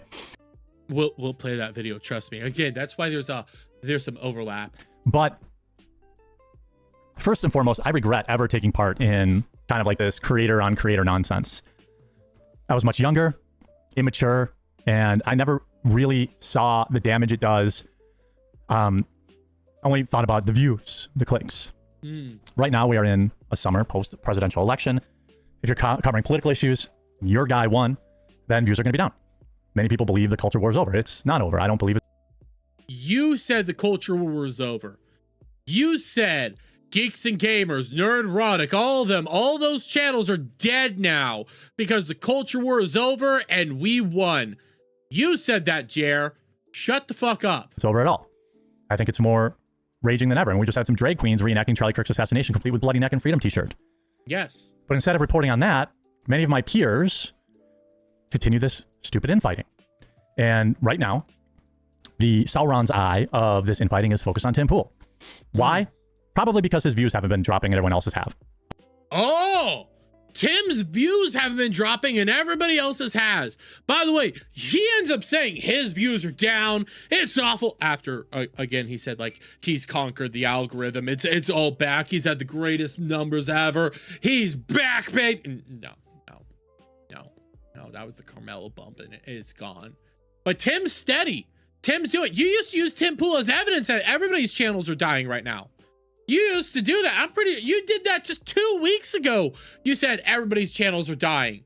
And Tim Pool's evidence of, no, Tim's views are really steady. Benny's views are really steady. Your views are down because you're shit. I don't know. It makes no sense whatsoever. And rather than like criticize individual creators, while I will call some out, this is not, it is more of like an attempt to try and get people to refocus. Refocus. The cost of living in America is still too high. Yeah. The cost of groceries too high. Rent too high. Can't buy a house. Too many illegals. Yes, there's a lot of issues there that are really hard to undo. You can't just snap your fingers and wave a magic wand, okay? You should know that as a political commentator, but you're not a political commentator. You're a moronic rube. The stupid Iran war's gone on way too long. We have socialists winning elections all over this country, and particularly even in the Midwest. Texas is being overrun with foreign invaders. Texas. I don't care that, for example, someone like Alex, quote unquote, turned on Trump. I don't care. I won't make a video saying, man, he's a traitor. I don't care. You did, though. You did call him out there. If you don't care, why? Like, this whole started because you called out Alex. Like, Tim didn't call out Alex. Tim made an actual observation, a statement. You called out Alex. This all started because of that bullshit. Everything here started because of that. And I see Kipcast saying, check Discord. Yes, Melter. Donate to justice. Where did you put it, Kipcast? General? Oh, I'll pull that up here in a second. Remind me to pull it up after this. He's allowed to do that. And then there will be a yin to that yang. So he complains viewership is down. Well, your viewership is built on supporting Trump and you go the direction that you've gone, you will lose some viewers, but you will also gain some. Right now, he appears to be focusing on the dregs of the internet, but they're viewers too, I guess. I thought you weren't going to be calling these people out and you know, attacking these people. You just call them dregs of the internet, by the way. That's pretty low, bro. He's allowed to change his opinion about Trump. He's allowed to criticize Trump. But where I have a problem, and what I tried to talk to him man-to-man yesterday about, was that it's not productive to go after other people who agree with you on 99% of the things. This is something I foolishly did with Tim Pool in the past over the stupid Eliza Blue stuff. Dumb. Stupid. Did I make a lot of money doing it? Yep. Would I give it all back to undo that damage to our relationship? Yep. Damage to the relationship? I thought you guys were close. I thought you were telling fucking Alex just yesterday how you were calling him and how he's so sorry, Alex. He didn't view it this way. He's sorry, Alex. And well, that didn't work out. It doesn't matter. Making fun of some Hollywood celebrity or whatever, who cares about that? But there are so few voices out there who are willing to still fight for what we want. And I mean, I'm speaking of Americans for Americans. If you're a Canadian viewer, the same would apply to you. You know, Canadian content creator or content creator. Like I tend to cover Canada because I know it's like 15-20% of my viewership. But I don't see what's happening here as anything other than completely inorganic and money driven. We have everyone going after Tim Pool for no reason whatsoever. For a meeting that he had with Netanyahu a year ago that we've already all discussed. Yeah, I don't like that meeting. So what? That meeting was kind of weird, but you're right. It happened a year ago. It's not news. It's kind of bullshit. And the reason people are talking about him is because he's prominent, he's popular, and he was just on Jubilee. Simple enough. He's in the news. He had the meeting. Has he suddenly become pro-Israel? No. Has he taken a dime of money from foreign countries? No. So what does it matter? Real quick, Frostbang with $2 says he said clammy fence fan. He said clammy face Hambly. Will he get to 45 years old? I think he will, but it'll be hard. I would take a meeting with Kamala Harris if I got it. Does that mean I'm a Kamala Harris supporter? No. I think that's a little different there. Just to be fair, I think those are different. I don't think that's quite the same as meeting with BB right now. I'm just saying, I think those are two different things. Like, one's an American politician, the other one's the leader of a foreign nation that does have some sleazy dealings. The point is that, you know, 90% of the things that we agree on. Chair, why don't you, why do you never have this shit prepped, you dumbass? Is what we should focus on. And yesterday, all that was served up to me, the algorithms are feeding this. I had 3 trending topics displayed to me yesterday on X, and 2 of the 3 were how Tim Pool bad. Okay, so you must think, wow, he must have done something really bad. Nope. It's because Robert Barnes, and I like Robert, and this is an attack on him, is not. You should be calling out Robert more often. Robert Barnes is a slimy sleazebag, just like you, just like EVS, just like so many others. Reminder, Robert Barnes was out there openly saying Nick Rekieta did no wrong. Nick Rekieta has this in the bag. It was a fucking government conspiracy that Nick Rekieta was doing lines of coke and neglecting his kids. Robert Barnes was one of those champions out there, and when people called his ass out, he went on these fucking ad hominem attacks. He should be disregarded wholeheartedly because of bullshit like that. I'm not even lying. That shit happened. Full on thought that the goddamn coke was planted by fucking Joe Biden's administration to destroy Nick Rekieta, to prevent him from helping out with the Donald Trump election. I'm not even... This happened. God damn it. These people... But I disagree with piling on for clicks. And now content creators constantly get really offended when you say they're doing something for clicks, but... Like you've done. At our base, everybody's doing something for clicks. Yes. Everybody wants views. Everybody wants clicks. Everybody wants it. Yes. It doesn't mean you're being dishonest. Maybe Robert Barnes believes Tim Pool is a bad employer, but who cares? I mean, if he's a bad employer, that might actually be relevant. I don't know if he is or isn't. I've never worked for him at all. I think it might be actually relevant. If he's a sleazy, slimy, like actual bad person to his employees, that should be called out. I don't believe Robert for the life of me, because again, he thought the fucking government was trying to destroy Nick Rekieta. It was all a conspiracy theory. So I don't believe him.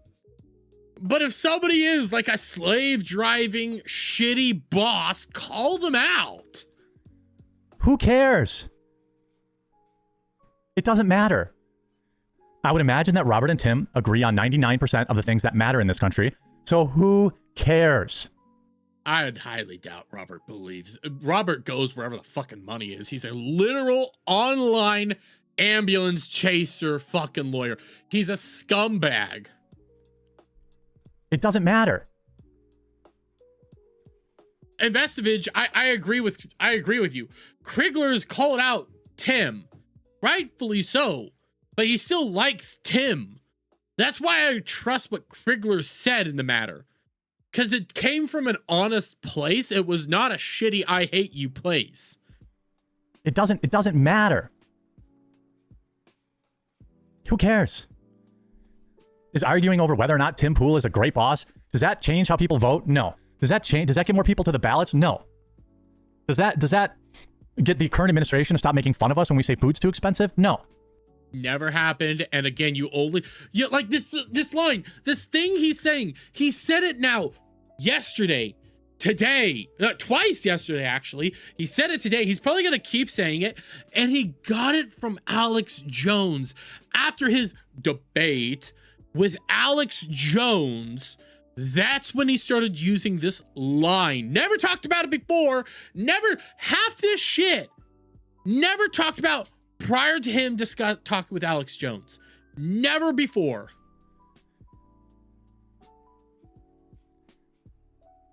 It doesn't do any of that. Literally none of it.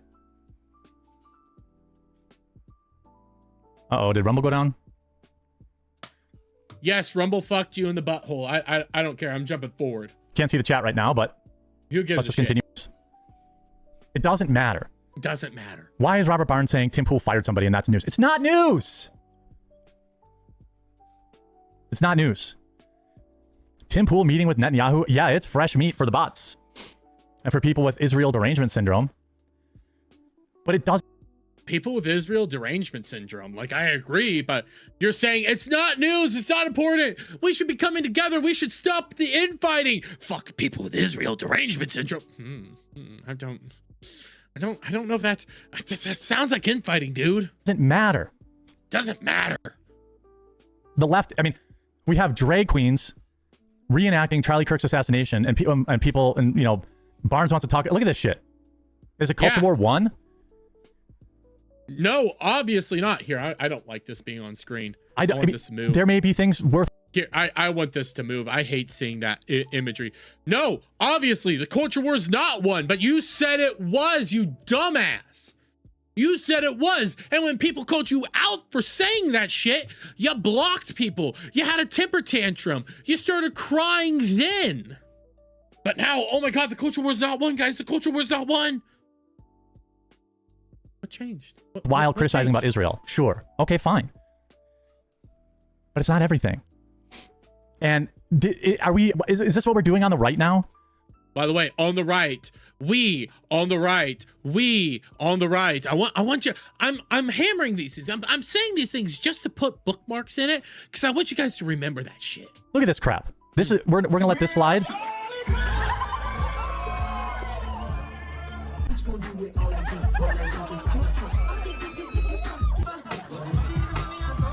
Is this? I mean, they're just making fun. Like the Charlie Kirk thing. It's whatever. Like, I'm not a fan of these drag shows at all, but this is just making fun of JD Vance. You're allowed to make fun of JD Vance.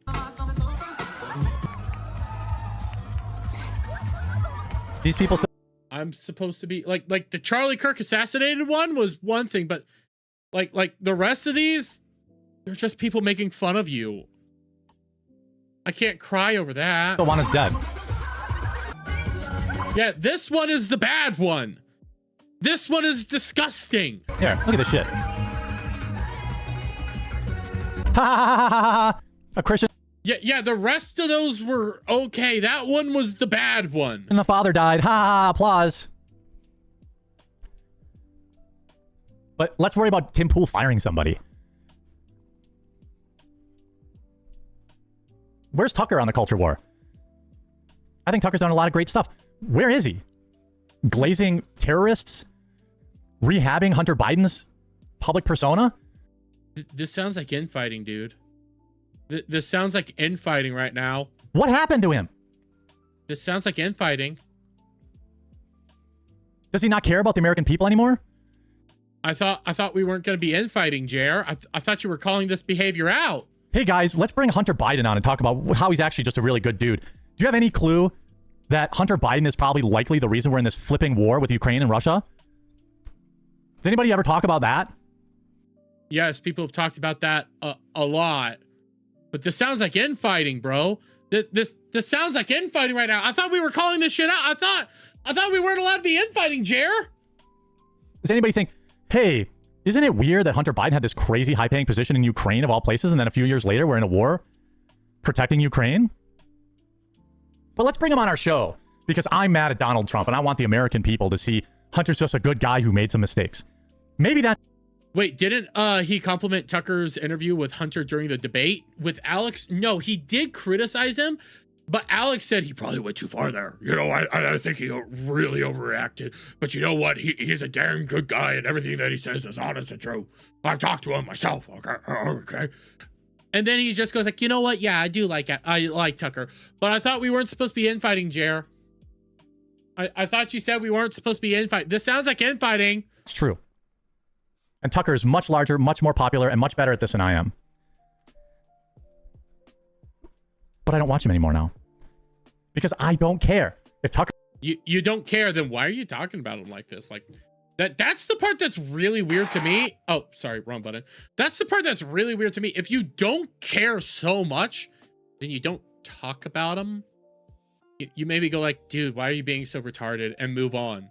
That's about it. You giving him all this energy tells me you care. By the way, Ip Man Anol with a $5. Thank you so much, buddy. Thank you, thank you, thank you. Says poker tourney is likely a grift. Real prize $1 ruby is only time cash is mentioned. 1,000 prize pool might just be 1,000 beans, a 6-ounce bag of coffee brand coffee. I could believe that. I could believe that. Wants to glaze terrorists and say they're not that bad and literally go on air and say there's no such thing as jihad. That's his right, and I think he should do it. Good for him. If that's what's the most important thing for him, that's cool, but he won't get my viewership. It doesn't sound like that's cool to you. Like, this doesn't sound like it's good for you, buddy. The same is true of anybody else who is continually trying to divide America. Huh? I don't want to give them any of my time. They're a distraction. You want they're a distraction. You're not going to give them any of your time. Got it. So then why are we doing this? Want to watch them? I think that's cool, and you should. I'm not telling anyone not to watch them. I'm just saying somehow the narrative in this country has gone from, you go back, I said this yesterday, and I'll say it again now.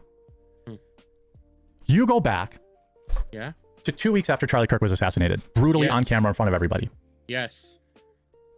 Within 2 weeks of that, the left was on the ropes. Yes. They were getting arrested. They were losing their jobs. They were pariahs. Yes. We were one step away from crushing them. And then... You know, like, I don't disagree with him, but at the same time, the way he makes it sound, I'm not even joking. He makes it sound like he's happy he's gone. Am I the only one that gets that? He sounds like he's happy he's gone because it's like, we almost crushed the left, guys. After they killed this man, we almost crushed them. Am I the only one that gets that vibe? It's creepy. By the way, Frostfang with a $2 says, you think Jared's gonna self-kick the bucket soon? No, don't even put that into the ether. I condemn that idea. Don't even do that. I doubt it. Conveniently, it wasn't Charlie Kirk. It wasn't Tyler Robinson that killed Charlie Kirk. It was Israel. And then everyone stopped talking about the left. Everybody stopped talking about the left. Now it was Israel. With no evidence. People bringing that moron Joe Kent on their shows. Ooh, you feel like Sean Ryan nodding their heads. Ooh, yeah, important point, Candace. Even again, we're not supposed to be infighting, Jer. You're condemning the infighting. You're condemning these actions. You're calling people out who do this stuff, Jer. But it sounds like you really hate them, Jer. No, I know better. I'm not going to counter it. Interesting. I need clicks. I need views. Wow, deep insight, Candace. I'm not going to ask you a single question about anything you say. I'm just going to let you come on my platform and spew whatever garbage you want to that has a singular goal, and that is dividing the right. Hassan Piker comes out publicly saying, I will never criticize Candace Owens because she successfully changed the narrative on the right away from the left. And Hassan Piker is correct. She did. Tucker Carlson did. Ooh, Russia has bread? Look at this bread. Wow. Well, like Parsy's saying, I agree with, but the problem is he's saying that we shouldn't be infighting. We shouldn't be doing this. We shouldn't be fighting the way we are. That's bad and wrong. But you're still doing it. You're still calling these people out. You're still attacking them. So you're still pushing that nonsense. Like, wow, they have quarters that they put in their cards so people return them? Yeah, so does America.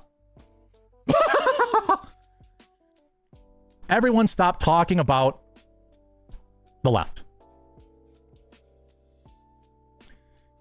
Now we are 2 months away from almost certain defeat at the midterms and 2 more years of President Trump being able to do diddly-dee as president because we're going to lose the House and Senate. And then he's going to spend the next 2 years getting impeached. You know, the funniest thing that could happen is if Trump succeeds in the midterms. I don't know if he will or won't. I don't make those predictions. I don't talk politics here on this channel for the most part, except for like this stupid shit. That's about it.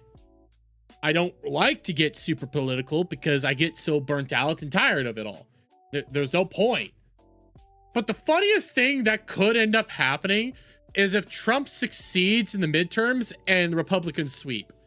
That could be the funniest outcome. That's the outcome I want because of all these doom pillars and all these fucking panicins out here. That's why I want it. You get people like Jericho like, he's gonna lose, he's gonna lose, he's gonna lose. I want him to win solely to felt Jer. That's the sole reason now I want him to win. Is to fuck these guys, because it would be hilarious to know that they don't have the power they think they do. It would be so fucking funny to me. I would laugh my ass off. It's not the world I want to live in. Then why do it, Jer? No, not the election thing, but then why participate in the infighting? You do it the most. The left wants us dead. People can't afford food. The Iran war has turned into a complete debacle. It went from securing the strait to what? What is it even now? What is it? It's a war for total control over energy. Simple enough. Even now. Like, I just told you what it is. It's pretty straightforward. It's always been a war over complete control of energy. You even had people like me who were tentatively okay with it, saying, all right, blow up a few stuff, whatever, fine, move on. But we didn't move on, did we? We stayed. No, because there's more plans there than you're willing to acknowledge because you're a dumbass. That's why. By the way, Frostfang with $5. Thank you. Says Jerm is a pigly embarrassment. The fact that a dumbass like Piker is running marathons beyond him shows we need to lean our side. I could agree that he does deserve to just go the way of Dodo Bird. Not in literally, but I mean his channel wise, like his perspective of his perception of him, this thought that he has anything to do with anything like that, deserves to go bye-bye. You're a dumbass. Get over yourself. How many months has it been now? Who's talking about that? No. And I see Anthony's like, look, I find a lot of liberals annoying too, but they clearly live rent-free in Jeremy's head. 100%. 100%. Like this dude thrives on infighting, drama, and bullshit like that. That's all he wants in this world. He can't survive without it. He is a drama tuber. Oh, buddy. They're talking about another foreign country. Donald Trump made the decision to bomb those places in Iran. At the time, I tacitly understood it. Okay? You tacitly understood it. You were balls to the wall in support of it, buddy. I understood it. But where we are now is at a place in which I do not understand it anymore. And we have these clowns like Fishback. Everyone makes fun of, the woke Reich, Fishback. And he got 200,000 votes in Florida. Yeah? Do you know where those 200,000 votes are going to go in the midterms? Where? Take a guess. Where? It's not going to Republicans. It's going to go probably to the Democratic Socialists of America. Why? Why? There might have been people that actually voted for Fishback that just don't like the left but thought he was a better choice. Why would they then immediately change their position? Like, you're just assuming they all wanted to hate all the votes that went to Fishback were because Israel. That's all you're assuming. There's no evidence to support that, by the way. Think I'm wrong? We'll find out in 3 months. I think you're wrong. 200,000 people voted for Fishback, whose the only policy I can name is that he wanted to tax OnlyFans girls higher. And that he was against Trump. And that he doesn't like Israel. Boom. 200,000 votes. Yeah. Where are those votes going to go? To Democrats. Why would they go to Democrat? Like, think about this. Think about this alone, okay? People voted for him because they wanted to tax OnlyFans models. Why would Democrats want to tax OnlyFans models? That math doesn't math. Midterms. That's enough votes to sway an election. Hell, in a presidential election, 200,000 votes is a margin of victory. By the way, Frostfang says, I'm pro-Israel, but Jer's hard R status embarrassing. My stance is, I don't give a shit. That's always been my stance on Israel and all that stuff. I don't give a shit. I'm here. If you care about it, I don't really give a fuck. Don't make me try to care about it. The only time I actually ever call people out is when the weirdos in the chat go like, oh my God, Israel. It's like, I don't fucking give a shit. So I guess I'm independent. Yeah, you're more or less independent. It's okay to be independent. I have no problem with you wanting to be independent. Taxing OnlyFans girls? Damn, maybe I should have voted for him. That was his only thing. The other guy was so much better. Big enough to swing the entire presidency. fuck, who was the other guy? I just had his name. I know what he looks like. He's a black dude. He's pretty cool. He was a better choice outright. You evenly spread those 200,000 votes across Atlanta and Pennsylvania. Trump loses both states. I don't know if that's exactly true, but it's close enough. Wait, you don't know that's exactly true, but it's close enough? You don't know that. So then that whole statement you just said is bullshit. Jer! Wesley Snipes? Probably. Byron Donalds, that's who it was. Chat didn't even say it. It just came to my mind. Now chat's saying it. Did not look at chat. Swear to God. Hand on Bible. Did not look at chat. Just came to me. The idea, James Fishback did not get 90% of the college men. I think that was debunked. But he got 200,000 votes. And what do we have on the right? What? Dunking on them. Ha ha ha, your guy lost. Like you did. Not with Fishback. Granted, he didn't do it with Fishback. That's the newest one, okay? You did that with Massey. I did it with Massey. I proudly did it with Massey. And I'll do it again, too. But you did it with Massey. Every time those people lost, you did it, Jer. You came out there and dunked on them. You came out there and made fun of them. I know because I was still felting you at the exact same time. So you're guilty of it. You're like, we shouldn't be making fun of these people. You did! You made fun of them constantly. By the way, prospecting with another $2. Thank you so much. I think Jer would fall asleep during a debate. He would. He 100% would.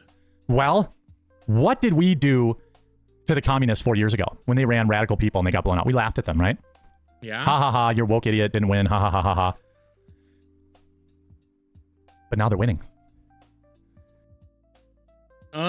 Only in specific areas. They're not winning across the board. They're actually losing in a lot of areas too. A radical communist who believes that Thanksgiving should be canceled and she has white guilt for marrying a white man and bringing an interracial baby into this planet lost the Wisconsin vote. Not California, not Oregon, not a Portland race. Wisconsin. She lost by... So the commie in Wisconsin lost. How does this support your argument? I don't... Few votes. So I would caution people, maybe stop making fun of all these people who are voting for people like James Fishback because, or Fishneck or whatever his name is. I don't care. You just made fun of him. And you made fun of them earlier. You did that, dude. Dude, whatever. Dude, you did that constantly. The moment Massey lost, you were out there running circles around people going, ha, ha, ha, ha, ha, ha. I did too. I don't fucking regret it. Because it's pretty clear to me that people are showing up to the polls for these people. Sure, he got blown out. Fine. But where are those 200,000 votes going to go? Probably not where you're saying it's going. And instead of being like, you know, I see a lot of the people, you know, the people that voted for him are generally people who have Israel derangement syndrome, but not all of them. Dan Bilzerian didn't get 0 votes, folks. He got a lot of votes. What is it? He ended up with 50,000 or something like that? I forget the exact number. You also have to remember, Jer, less people come out for primaries. There's less of a push for the primaries. There's a lot of primaries that go on, but less people go out to vote during that time. So your fear mongering also doesn't work. Instead of acknowledging the fact that the Republican Party is weakening, we just make fun of them. We just infight. So then what's your answer? So then your answer is we agree with the people that you're just making fun of, like fucking Tucker Carlson. We side with the Tucker Carlsons. That is his answer. You were just mocking him and then you're like, we side with him. The fuck are we talking about here? Why?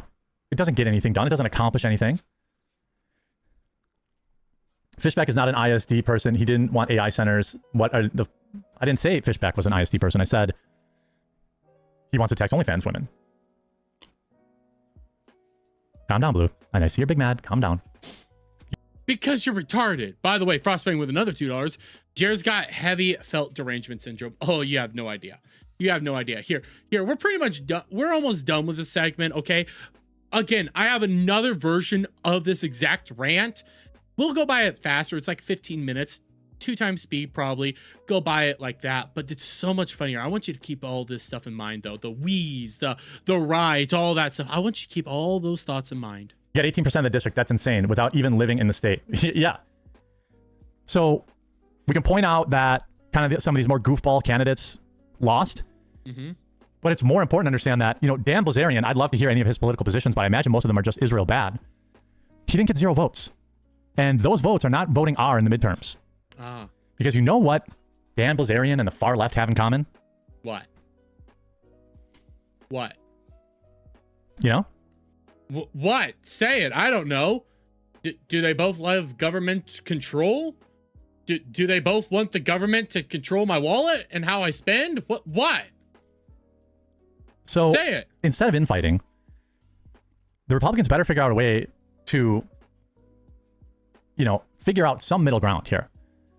How? How do you figure out the middle ground? The major problem is you write off and mock their arguments instead of studying and debating. The general public are studying, debating, mockers are being isolated. I literally just made the alternative point, didn't I? No, you didn't. You didn't. You just wrote them all. You just said, we need to figure out how. How? I literally just said they have to be taken seriously. And you can't just mock them. But if their points are stupid, you know what? We're done here. By the way, I do need to pull this up from Kipcast real quick. We'll do this real quick, then we'll go into the other part of this.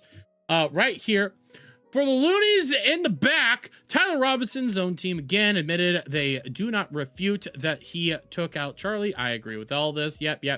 By the way, this sounds like infighting, Jared. This all sounds like infighting. Thoughts, Candace? This all sounds like infighting. For the fat idiot named Jared in front, you know you aren't supposed to be tweeting from your cuck chair. Just sit quietly and watch while the Chew Bowl drop ships your wife some dick brand dick.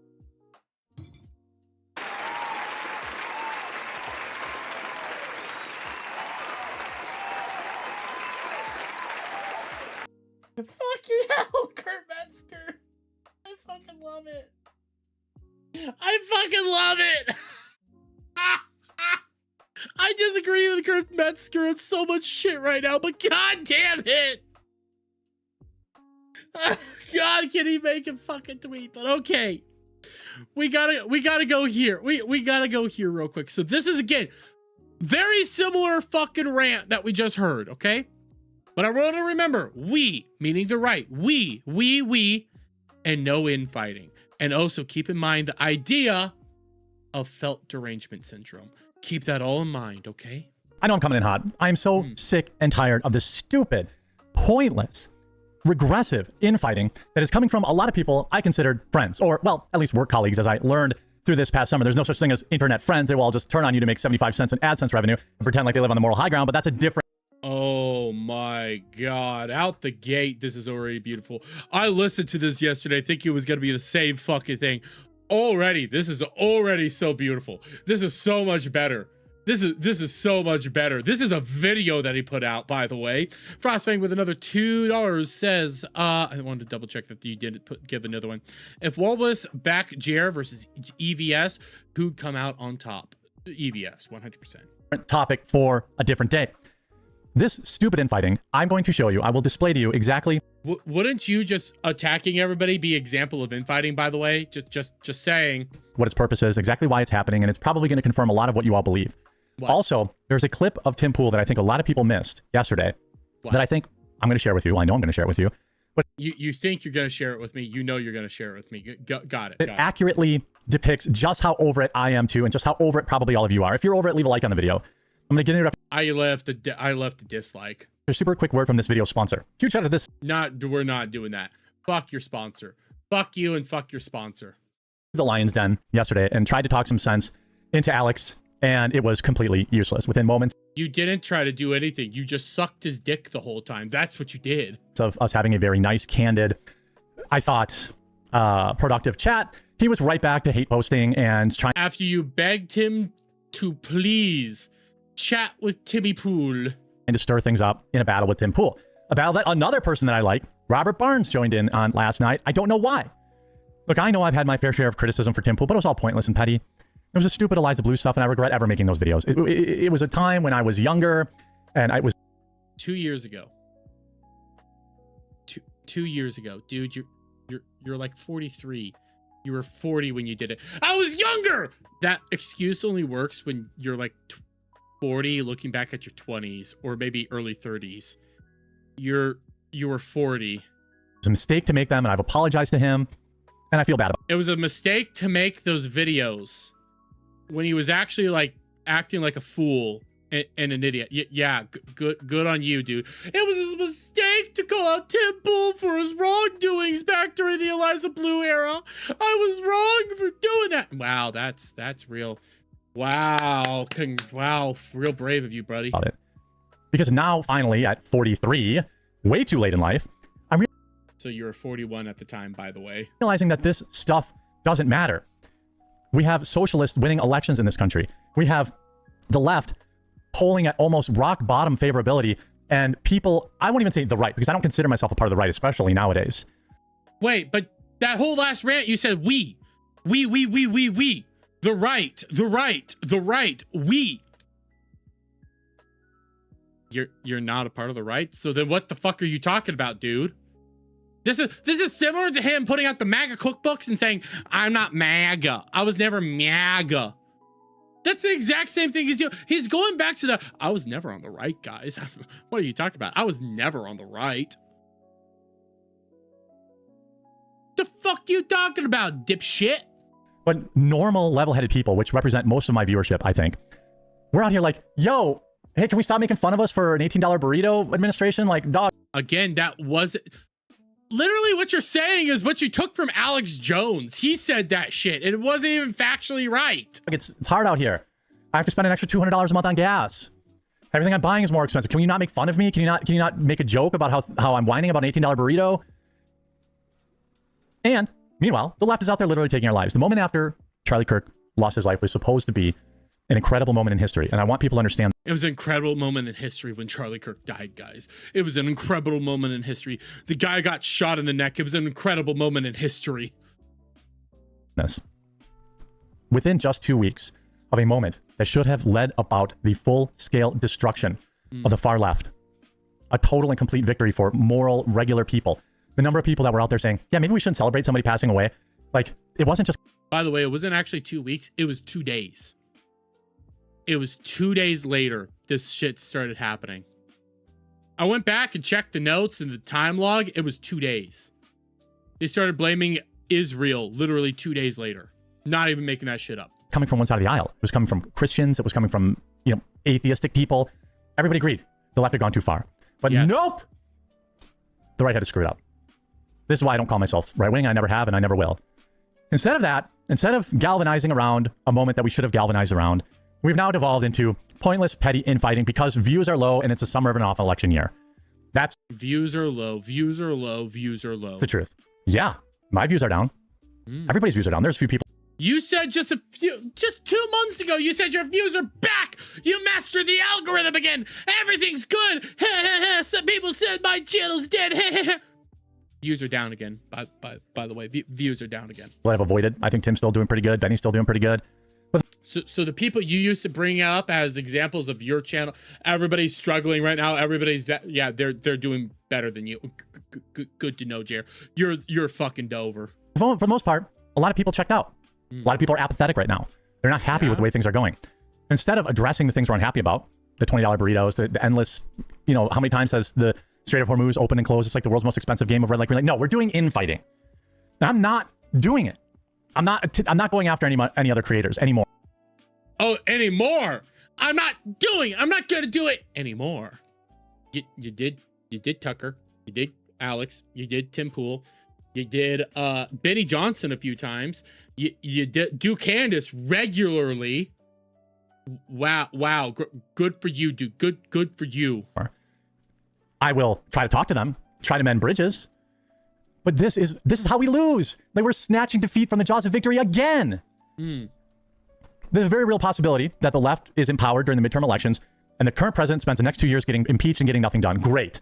So we wasted 4 years instead of galvanizing and saying, these people are out here literally taking our lives. But no, Let's worry about some stupid foreign country, make up stupid false claims because our viewership is low. Look, it's the summer. Because our viewership is low. It's the summer. I'm not panicking. Fall's going to be better. Tim knows. You say that. You guys realize every season he has an excuse.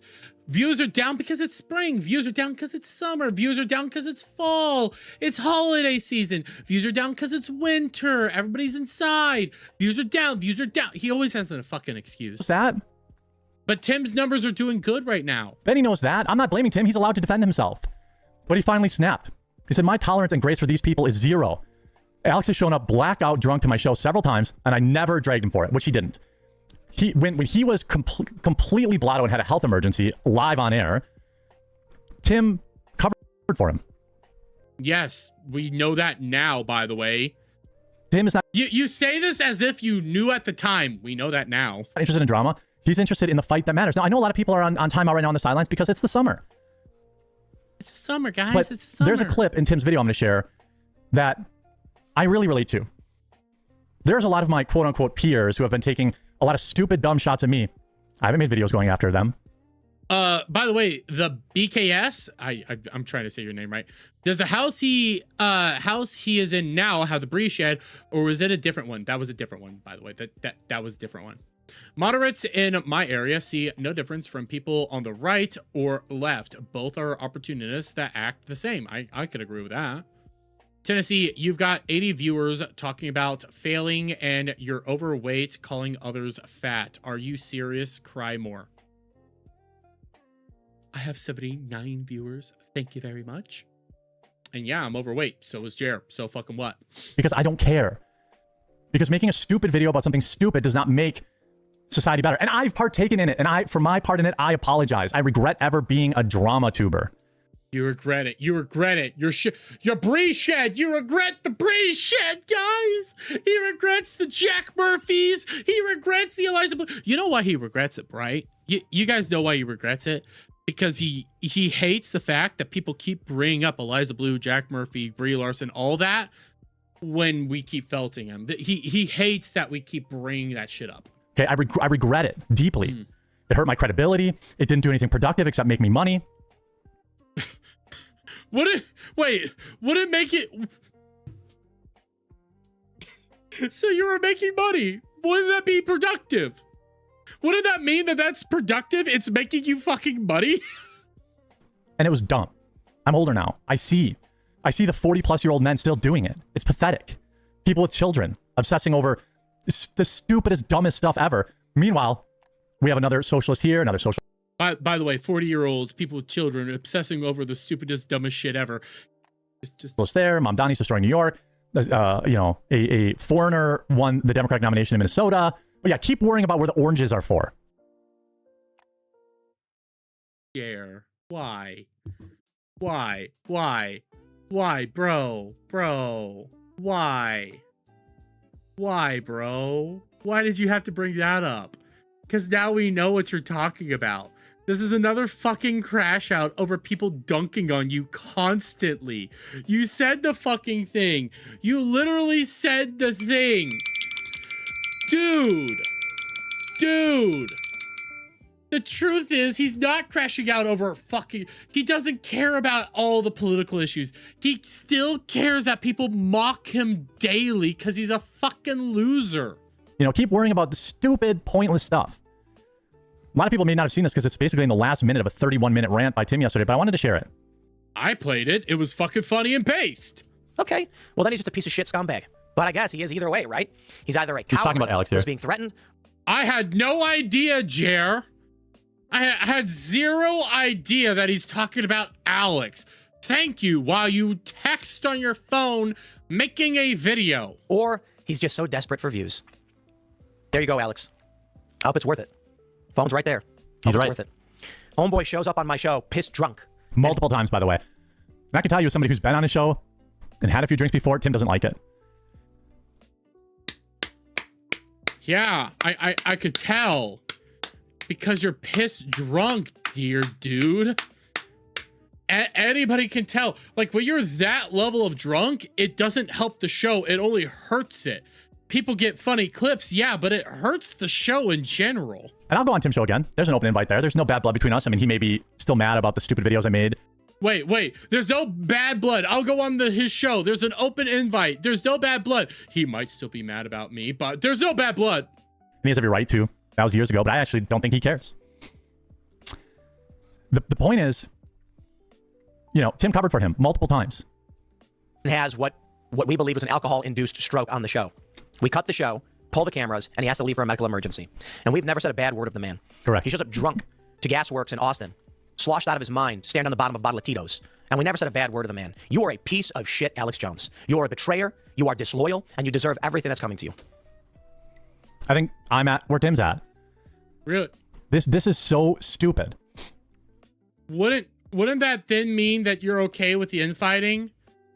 That you're calling people out? Because he's constantly calling people out now. Tim's fucking calling people out left, right, and center now. It's kind of fucking cool. Wouldn't that actually mean that you're calling people out too? And then another person goes after, remember when Tim invited me on a show and was such a jerk to me for no reason? Tim has every opportunity. No, I don't have any issues with Harrison. He's been very... I mean, Harrison doesn't like you. Very critical of me, but again, I don't care. Rightfully so. Everybody should be critical of you. It doesn't matter if I agree with them or not. Everybody should be fucking critical of you. I don't care. Calling someone fat online doesn't accomplish anything. Feel good about yourself. It doesn't matter. I'm not saying he said that, but I'm just saying, like, everybody is just so over this. And I assume that Harrison probably did do something that Tim didn't say anything about, because that's the kind of guy Tim is. He doesn't take part in drama. Then for what... But you do. You love it. You're doing it right now. Have a reason. I cannot fathom why. And again, excuse me, I like Robert Barnes. And I'm not coming after him. I'm just saying 2 of the 3... I'll go after him. Robert Barnes is a piece of shit that covered for fucking Nick Rekieta and accused the fucking cocaine of being planted by the Biden administration so that they could fail in electing Donald Trump. That is actual things that fucking Barnes said, by the way. Not even lying. He said it was all a fucking government conspiracy theory. Him on cocaine, fucking other women, neglecting his kids, all of it. Never called him out for that shit, though, Jer. Never in a million years would you ever call him out for that shit. He suggested topics on Twitter to me right now. Alex Jones accuses Tim Pool of secret meetings. They weren't secret. It's nonsense. He was open about it. Then now, Robert Barnes questioned Tim Pool's employee retention in online debate. And by the way, hey, it's Travis. Yeah, you're right. It's literally becoming, we need to quit belting Jared because Trump will lose the midterms. We need Jared for the midterms. It's literally becoming that shit. Why? People come, people go. It's a normal thing.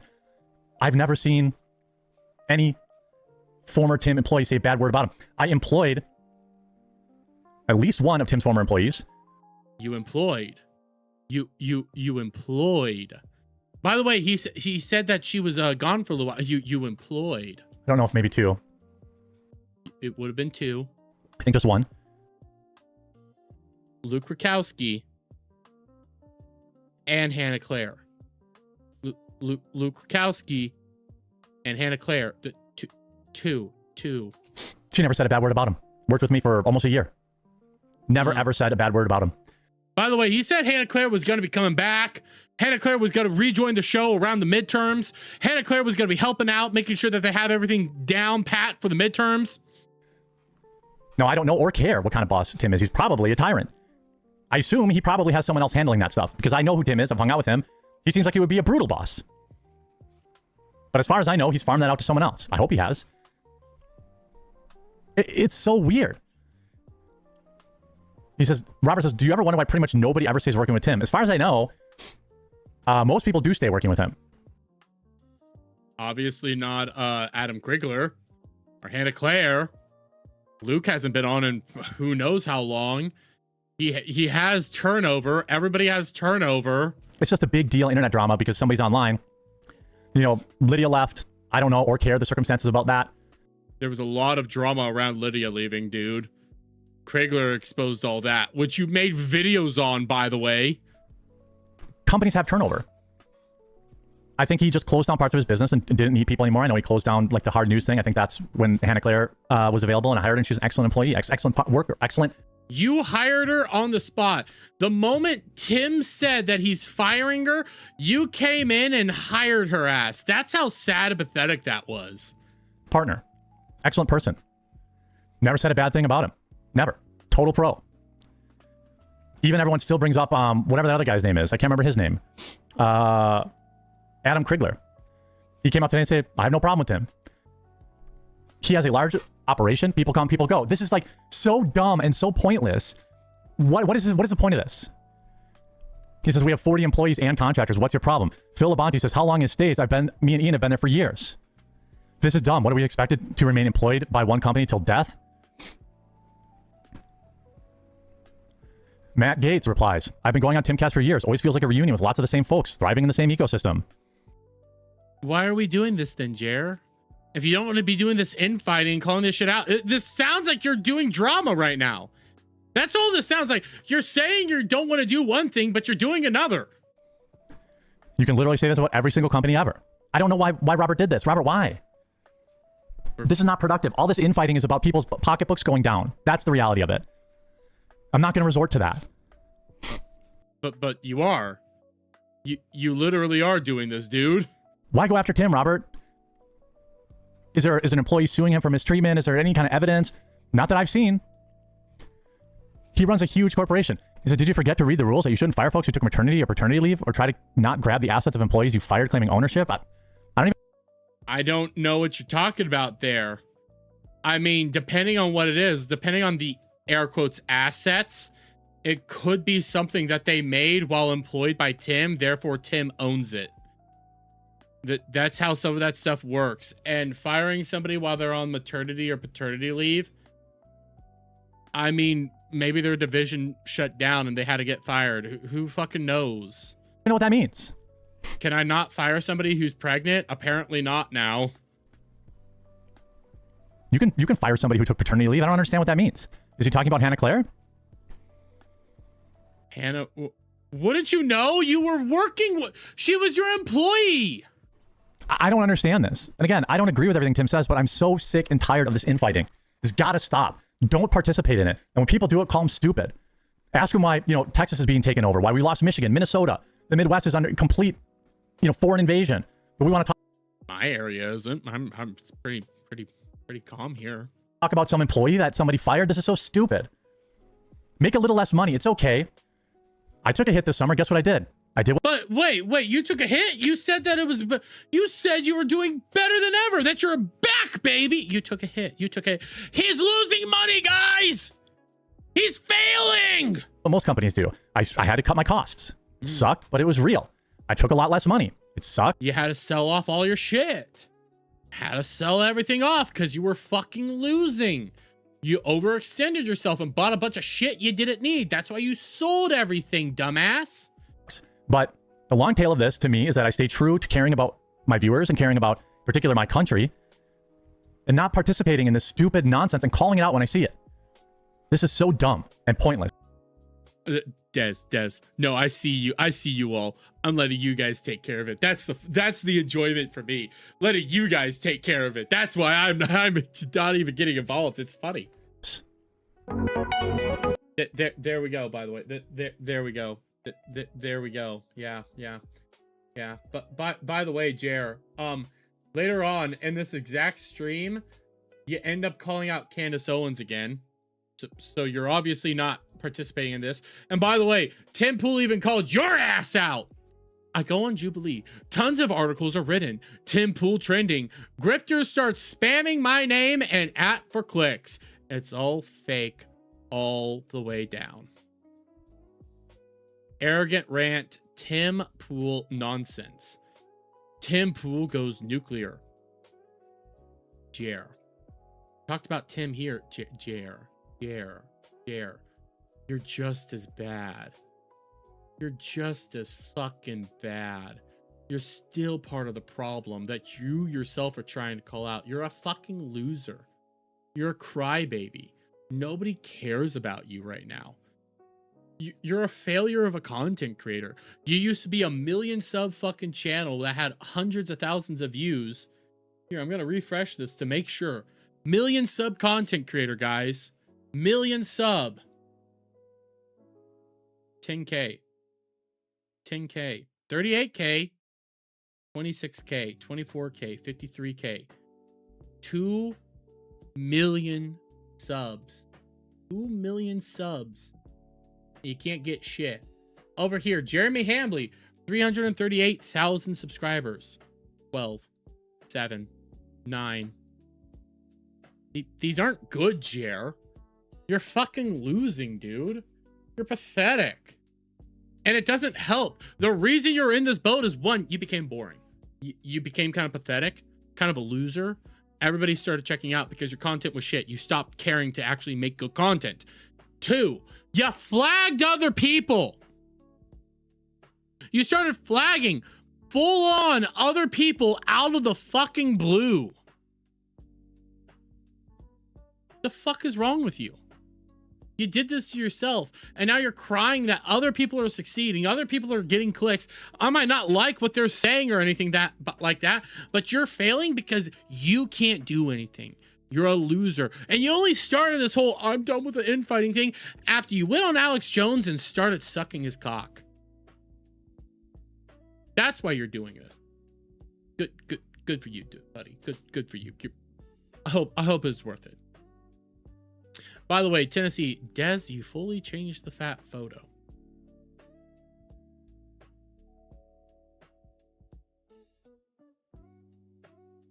Why are you attacking Des? Like, I keep crying in chat, Tennessee. I don't really give a shit. All you're doing is helping my viewership. Like, you said you were gonna leave, yet you're still here. I get it, dude, okay? I get it. I'm highly attractive. I mean, look at me, guys. I'm beautiful. Who wouldn't want to stare at my face for 2+ hours? And we're still going to keep going because I still want to do at least the Dankula thing. Okay? I mean, look at this. Look at this. I get it, dude. You said you were going to leave, but you came back because I'm that sexy. I get it. But this is my position on people like Tennessee. I will not be addressing him until he starts giving out some money. I mean, come on, dude. This is obviously a show, and in order for me to ever comment about you again, I gotta at least see a 20. I gotta at least see $20, okay? In order for me to ever mention you or bring you up again. You gotta be 20. I usually do 50, but you seem pretty poor and broke and sad, so I said 20, okay? $20. $20 and I'll bring you up again. Okay, don't you worry. 20 bucks. 20 big ones. Okay. It's been a nice week, by the way. It's been a nice long week. I worked all day. I come home and I get to do this and laugh at people with a wonderful chat. Yeah, I enjoy that. I enjoy that a lot. By the way, okay, I wanted to do this real quick. I did want to do this segment because this segment is good. And it is a Jer segment, okay? It is technically a Jer related segment, but it's funny as all hell. Because I want you guys to remember, okay? Bering and Count Dankula used to be, I would say, friendly with Jer. Bering said that he's never really close friends with Jer, but, you know, they were friendly. They did a show together called The Infinite Salt Mines, aka TISM. And then Jer did his bullshit, okay? Flagging other channels, doing all that crazy fucked up shit, taking down people. Yeah. And Bering came out, tried to, you know, call Jer to task, tried to figure out what was going on there, put out a video, rightfully so. And Jer got pissed off. So DMs started getting leaked. And we saw all this shit. We constantly saw all this shit. Bering called him out, rightfully so. Then out of the blue, just randomly, the quartering deletes the Infinite Salt Mine. Years of fucking work gone down the drain. Didn't ask a single person, didn't get approval for this, but you know who else didn't get approval for this? Fucking Desiree, who just sent $50! Says, love your streams, Dermy. Why, thank you so much, Des. Thank you.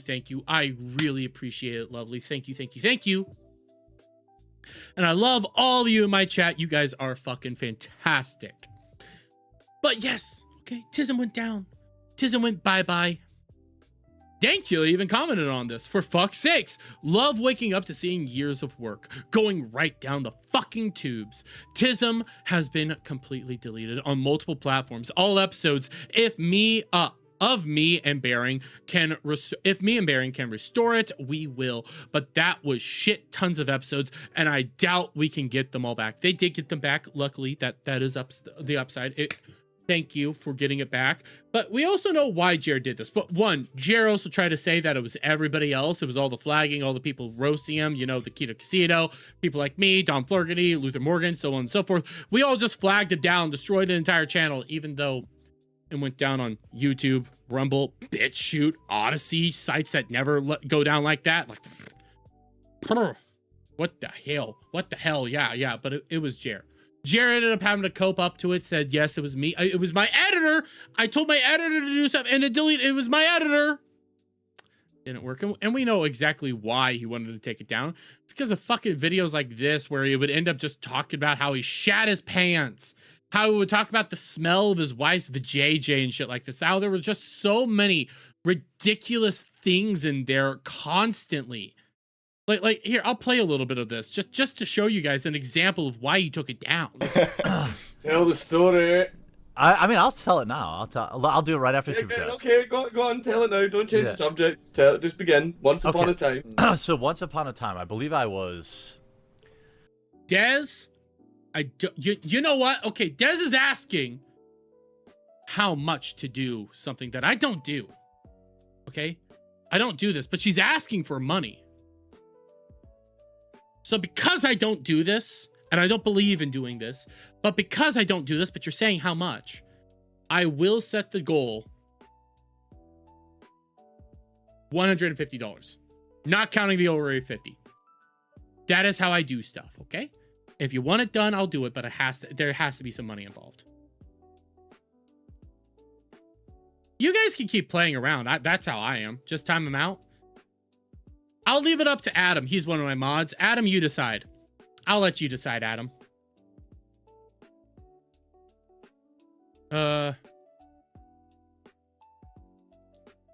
Actually, today is payday. Dez, do not drop a whole lot of money if you cannot afford it. I will say that. But I will say this, Tennessee, you say stupid shit like that again, I will probably eat your ass. I will, because I don't accept that.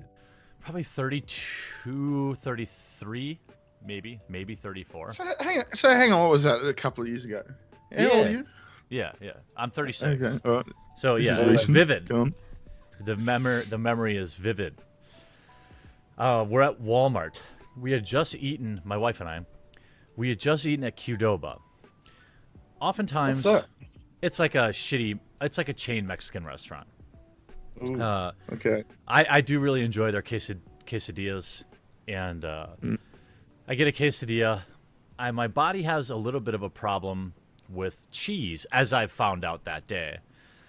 They had put like a ton of cheese on it, and like, you know, when you're gonna have I would say watery shit, you can kind of tell like your stomach kind of gurgles, and you know it's gonna be bad. We can see why these all went down, by the way. Like these went down because there was just constant shit like this in here. Over and over and over again. It was pathetic shit like this. But finally, okay, Baron came out, constantly dunks on Jared's ass. Funny as all hell. Dankula has only ever said this. He's only called out Jeremy one time publicly. Barely ever calls him out. Because even by Baring has stated to me on a stream, to multiple people, this isn't where Dankula likes to do. Dankula doesn't like to publicly call people out, leak DMs, or do anything like that. He tries to stay out of that stuff when it comes to friends like this. Well, we got this. We got this. I'm gonna play this because this is fucking funny. When it comes to your own friends, whenever they f***ed up, hold them accountable. And I know everyone's going to say in the comment, what about Jeremy? What about Jeremy? Like, yes, everybody called him out for doing it, okay? Everybody called him out. Hey, when you say that, you gotta hold your friends accountable. Gotta call him out. Gotta do it. Hey, he's referencing it. This is about to get so much better. I mean, I'm not the guy to like sort of share DMs unless someone sort of lies about something, but you haven't seen my DMs to Jeremy, right? And they're between me and him, right? And I've been screaming at Jeremy for quite a while now. I'm not gonna be the guy out here saying that he needs to leak DMs, because I'm not. That's not the guy I am, okay? I firmly believe that you only leak DMs if you feel like it is necessary. That's the guy I am. I was not expecting this shit. I was not expecting this to go the way that it is. That he openly admits that he's been calling fucking Jeremy out and screaming at him, trying to get Jeremy to do right. I was not expecting that shit. Right? I've already had a discussion with him, and the only argument I can hear people saying is, yeah, but I want to see it. I mean, I do want to see it. Listen, content-wise, yes, I want to see it. I would desire to see that content all day and night. Don't get me wrong, guys. But if he doesn't put it out, he doesn't put it out. I can't control it. No, that's between me and him, right? Despite all of his ups and stuff like that, the guy has been a good friend to me for many years. However, I will completely acknowledge that he has in fact fucked up, and he's openly saying he fucked up. He's openly saying it. I've said as much to him, and I've given him advice on what to do, and told him, hey, come clean. You need to, basically, you broke the golden rule. Don't lie to the internet. They fucking find out. You're lying to autists. He's openly telling the world that, yes, the quartering flagged the casino. This is fucking Dankula openly saying, bro, you're lying to them. You're fucking up right now. Everybody can see that you're lying to them. Everybody can tell that you are a fucking fat loser liar right now. You fucking idiot. Just own up to it, because it's not gonna get better. But fucking just hearing that. And what to do, and told him, hey, come clean. You need to, basically, you broke the golden rule. Don't lie to the internet. They fucking find out. You're lying to autists. Those people. You're lying to autists. I fucking love it. You're lying to fucking autists. I have to do it. They fucking find out. You're lying to autists. Those people with pattern recognition up the fucking wazoo. Don't do that. It's true. It's fucking true. Fucking the internet is trained to know this shit. The internet has been trained to notice the fuck-ups, to notice the inconsistencies. The internet knows how to do that better than anybody else. And I like how he did this, okay? I preferred the Bearing way, obviously, but Bearing also did it in a super classy way as well. Like, Bearing was respectable in his initial video. It wasn't until Jeremy just kept fucking poking the bear that Bearing ended up going hog wild on his ass. Dankula did it in another classy way. Like, you can't be calling these people out as being awful human individuals when the way they're doing it is respectful, being classy, being nice about it. Like, when you could say maybe Bearing went a little too far with leaking the DMs in the initial fucking thing. Okay, maybe you could say that. Can't say that definitely about Dankula. Can never say that. Even with this video that he put it out, and barely anybody noticed it until the farms found it, and it was buried in a completely separate video, not even about the quartering. Like, he can't even come out here and say that Dankula did me dirty here. The video wasn't even about you. He wasn't even really getting AdSense on you, and it's a 57-second clip. The funniest part is he's right. He knows he's right. It's kind of cool to see that he agrees with everybody else that Jeremy's fucking up, but he's just being a decent friend to Jeremy. One of the few friends you have left. I'm not going to be surprised if he ends up fucking that friendship up either, just to be brutally honest with you guys. Like, most people, like, think about this, okay? There are people that took the high road with Jeremy. I'd say Nerdrotic took the high road. I'd say, for the most part, Critical Drinker took the high road. Mauler definitely took the high road. Dankula took the high road. Bearing initially took the high road. Now he's going low road all the way because fuck it, why not? Yellow Flash, fuck it, why not? Like there's people that took the high road, people that took the low road, but Jeremy assumes everybody just took the low road. But no, dude, you fucked up. You rightfully fucked up. Everybody knows you fucked up. Even your best fucking friend, fucking Dankula, is calling you out for fucking up.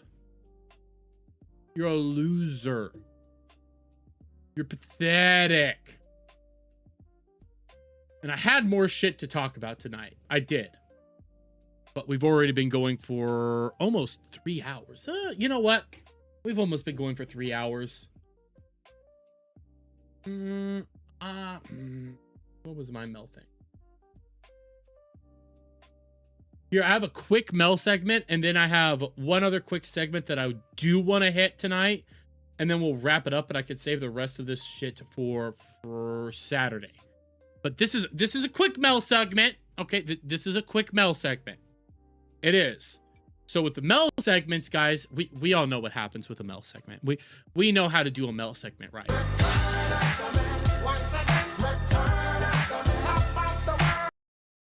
Oh, shit. Ah, fuck!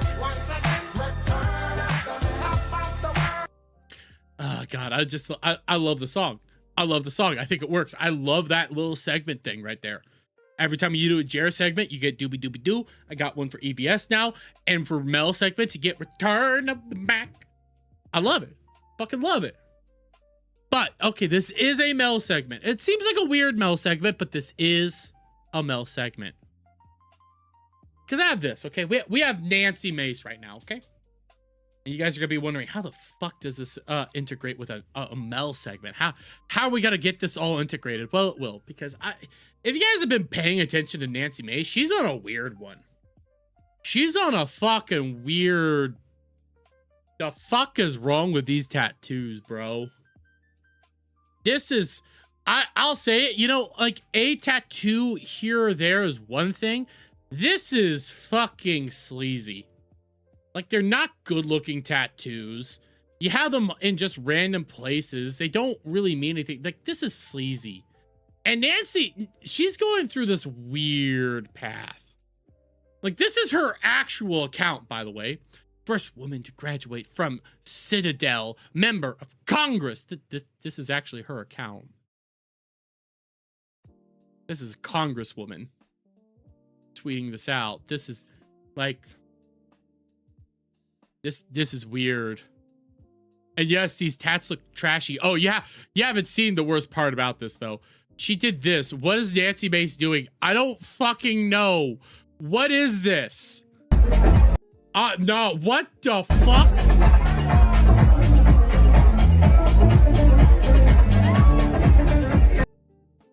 This has to be AI. This has to be fucking AI.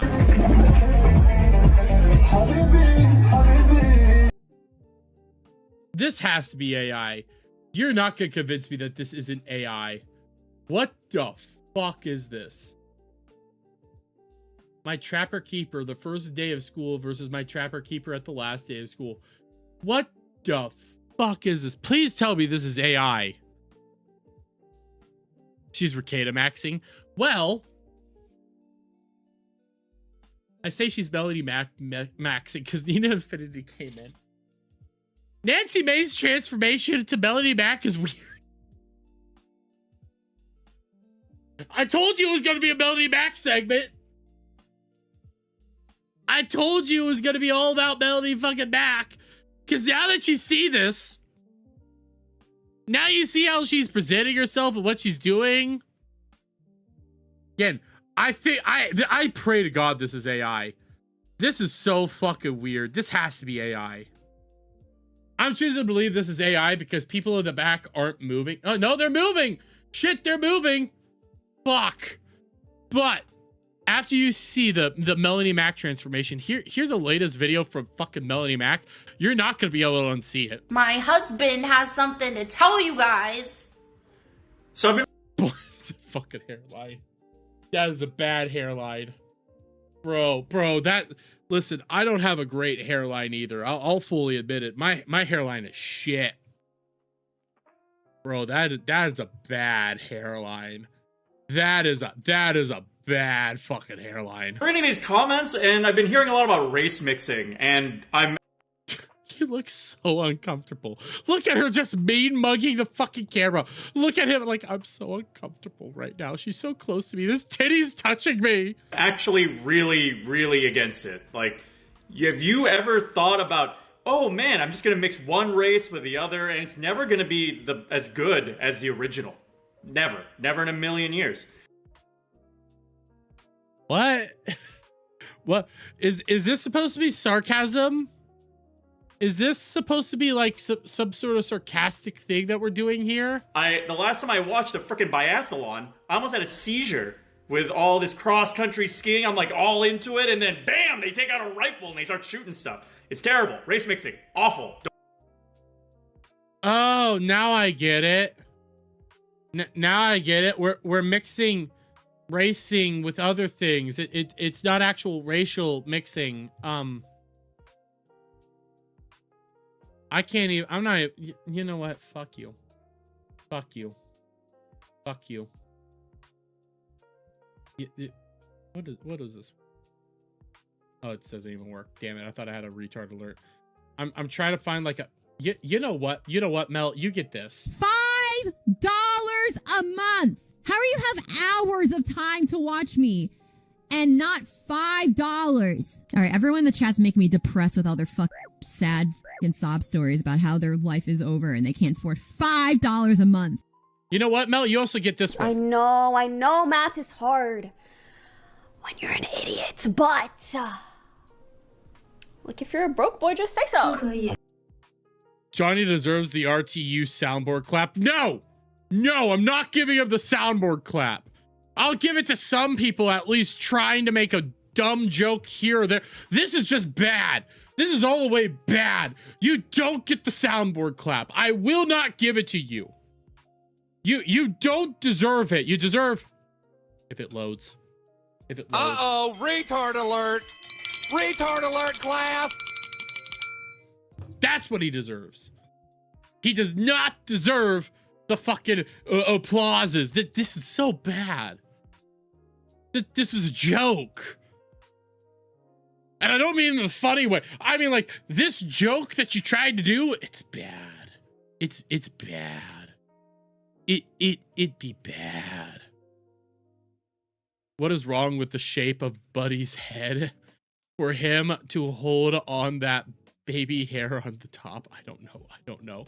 Hello, Vixen. How are you doing? Like, dude, Mel. And again, here's the question I have. Mel, you're trad wifing it up. You like being a trad wife. I cook for my husband. Why aren't you pregnant yet? Why aren't you pregnant yet? Why hasn't he put a baby in you yet? You've been married now for how many months?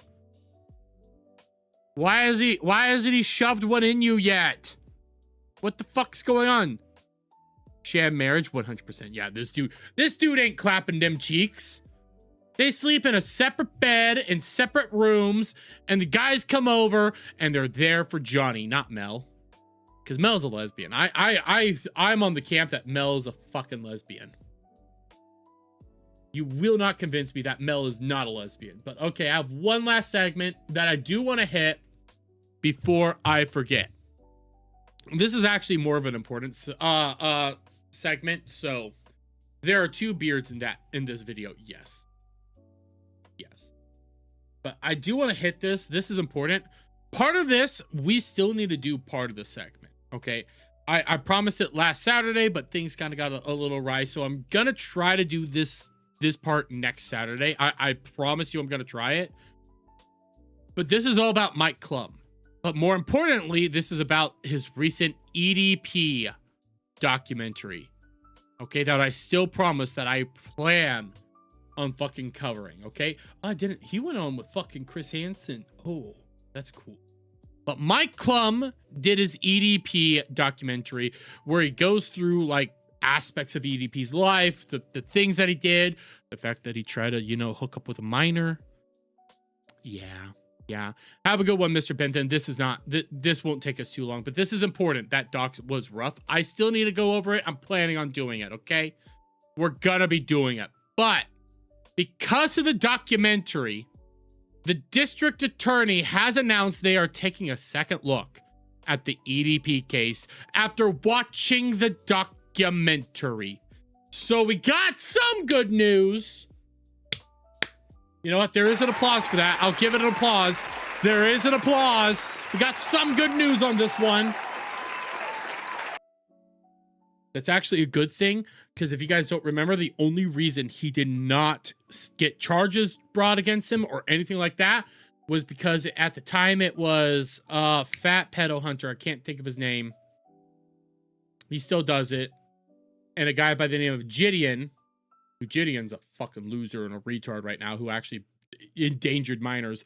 But the other dude, they ended up screwing up how they approached EDP, and basically EDP got away scot-free. Now his YouTube content creation career was entirely destroyed. Alex Rosen, thank you so much. Because of Alex Rosen, they fucked it up and it got bad. He ended up getting away with it, which was fucking pathetic. That is going to be the biggest L Alex ever holds in his life. It is he had a man dead to rights, fucked everything up, and he got away scot-free. That will always be something that he has to deal with. But somebody else is about to take a big old L too. Fucking YouTube. Breaking: Mike Klum's second YouTube channel, Mike Klum 2, has been banned from YouTube for harassing EDP. This is coming from Nicholas Diorio. This was him last night. I want to play this. I'm gonna play this. But yeah, that is there's a big piece of news that I need to talk about immediately, and I wasn't sure if I was going to cover this or I was going to kind of just ignore that this was happening, depending on, I don't know which one would be better for the person. But Mike Klum is banned from YouTube. I don't know if I can find this right now. If you have, anybody has a link to the Mike Klum YouTube channel of any of the segments of the EDP 445 thing, you'll find this warning right now. This video is no longer available because YouTube, associated with this video, the account has been terminated. Now, it is the second account, not the main account, the second account, but it had all the clips and everything. So Mike Klum 2 has been banned on YouTube. Potentially that means that Mike Klum 1 could be banned from YouTube as well. I don't know if this is a breaking news story. If he does get banned from YouTube, realize, like, Mike Klum's only put out 3 actual videos. The Boogie doc, the intro to the EDP doc, and then the EDP doc. Massive channel. Because of those documentaries, he's actually been doing, like, really good for himself. Bro came in and fucking knocked it out of the park. That's fucking awesome. But, like, this is dangerous. He could legitimately lose everything. Like Kipcast is pointing out, he's technically ban evading now, which is fucked up. If you haven't heard about it, I believe Mike Klum has already appealed and is working toward a resolution to get this channel back. But I found out, literally, I looked at my phone 2 seconds ago to make sure I had, like, permission to talk about it. I see Dez says, I tried watching Nicholas, but couldn't because that stupid dancing emoji gave me an eye twitch. It's the Wiggler. It's his Wiggler. There's a couple people with Wigglers.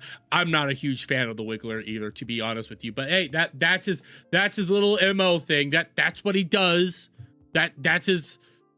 He's a VTuber. I'm gonna say it. He'll hate that I called him that. Okay, he hates VTubers. He'll despise the fact that I called him a VTuber. But he's a VTuber. About this, and I do. He's been banned for harassing a pedophile. Yes, it's not violent gore, it's not too many slurs. According to Mike Klum, this ban is for harassing EDP 445, a pedophile. So YouTube has banned his second channel, and I believe they're currently working on a resolution. The Pope Wiggler is actually pretty funny.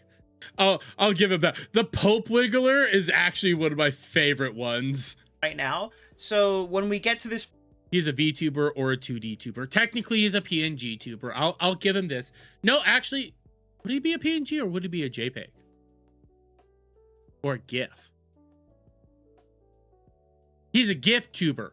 He's a fucking gift tuber. Point of the stream, I'm going to spin up a tweet. Hey, well, buddy. Team YouTube, we're going to do the best we can. Try to help him out. We do this on the channel a lot because unfortunately, friends of the channel sometimes find themselves in sticky situations. Oh, the green stripes is BO. Fucking. Listen, Nick does good work. I don't agree with Nicholas on a whole lot, but he does do good work. And I can't unsee it now. It's supposed to be like energy, but now that you've called it as BO, Dez, I can't unsee it. So yeah, we're gonna because every time he lifts his arm, it's his goddamn armpit smells. Spin up a tweet in a little while. Keep that in mind. Keep that not under wraps. Actually, you can go. Wickla. Feel free to tweet about it, talk about it, bring it to anywhere you got to go right now. That is a priority numero uno tonight. Is hopefully getting Mike Klum his second channel back, because I would not like to wake up and find out that his Boogie documentary is gone. So yeah, we'll probably mention that twice if we cover Boogie, but yeah, we need Mama Max. So that is a big piece of news that I literally on the fly just decided, okay, let's talk. That's an important piece of news, to be honest with you. That's really important, Nick. I am happy that you talked about it because nobody else would have known about this. Like, Mike Klum should have both channels. There's no way in the world that Mike Klum should have any of these channels yeeted, because what he's doing is actually... Hey there, Jeremy. Wrong button. What he's doing is actually good. Like the EDP doc, not EDP, the Boogie doc 1, that really recontextualized Boogie for everybody, and people started hating him more. And then we got the fake cancer shit, which made it so much worse. The doc's still wonderful. It actually gets the perspective of Boogie is so much worse now because of that whole the fake cancer and everything. But now you have this EDP doc that has 5 million views. It's only been out for 2 weeks. People have it's actually potentially going to do some good in this world. It needs to stay around. The idea that he could lose it is fucking monstrous. You should go watch it. Oh, the Boogie doc. The Boogie doc's actually hard to watch because you're learning about Boogie and some of the things Boogie has done. It's a fucking shit show. It is a shit show, and it is terrifying because his girlfriend, who also was named Desiree, or Desi, she's like at the time 21, 22. Like, she's young, and he's like he's the same age as Jer, and he's literally manipulating her live for everybody. Like, he's going like, I could die of cancer. Like, I could die any minute of cancer. And she's there bawling her eyes out. And then you find out that he had no cancer. Oh my God, it's disgusting. Is that on Mike Klum's channel? Yes, it is. Here. I'll drop Mike Klum's channel in both chats because it's a good doc. Both of them are good. I actually haven't seen the EDP one. I need to, but that Boogie one in particular is fantastic. He groomed that chick? Yes. Yes, he groomed that chick. He groomed that chick 100%. You needed eye bleach after that, doc? Yes, because you also had this... They fucking showed us his fucking meat apron. Words that actually exist. But on that note, the other two segments I wanted to do are going to take too long because the EVS segment took a little while longer. Same with the Jer segment. So I won't be able to do them tonight. Okay, I wanted to, but they're both going to be long segments because it's here, I'll show you. One is a DSP segment that I really want to do, but I'll save that for Friday because this is a good one. And the other one is Angry Joe. He loves lanterns. I want to know what he loves about lanterns. I want to fucking know.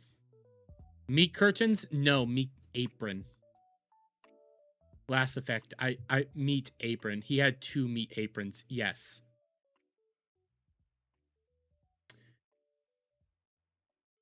Fucking Boogie has 2 meat aprons.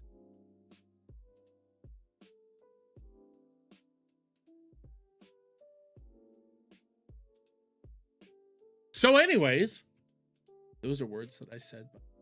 On that note, we need to start wrapping it up. I need to try to at least get some of those videos ready to put out tomorrow. So Kick, I'm gonna raid you into Don Flurgity and YouTube. I'm about to set up the raid for Don Flurgity right now. Kick's already heading that way, so shout out you kickers. Love you guys so much. YouTube, on the other hand, I will be sending you here in a moment. Once I get it, there it is. Here we go. Raiding into Don Flurgity right now. So in the meantime, guys, you all have a lovely night. Have a lovely day wherever in the world that you guys might be at. We'll be back tomorrow night with Tryhards, where we're going to be talking some video games and pop culture news with the guys. So check it out then. And then back again Saturday. So in the meantime, you all have a lovely night. Have a lovely day. I already said all that. And bye for now.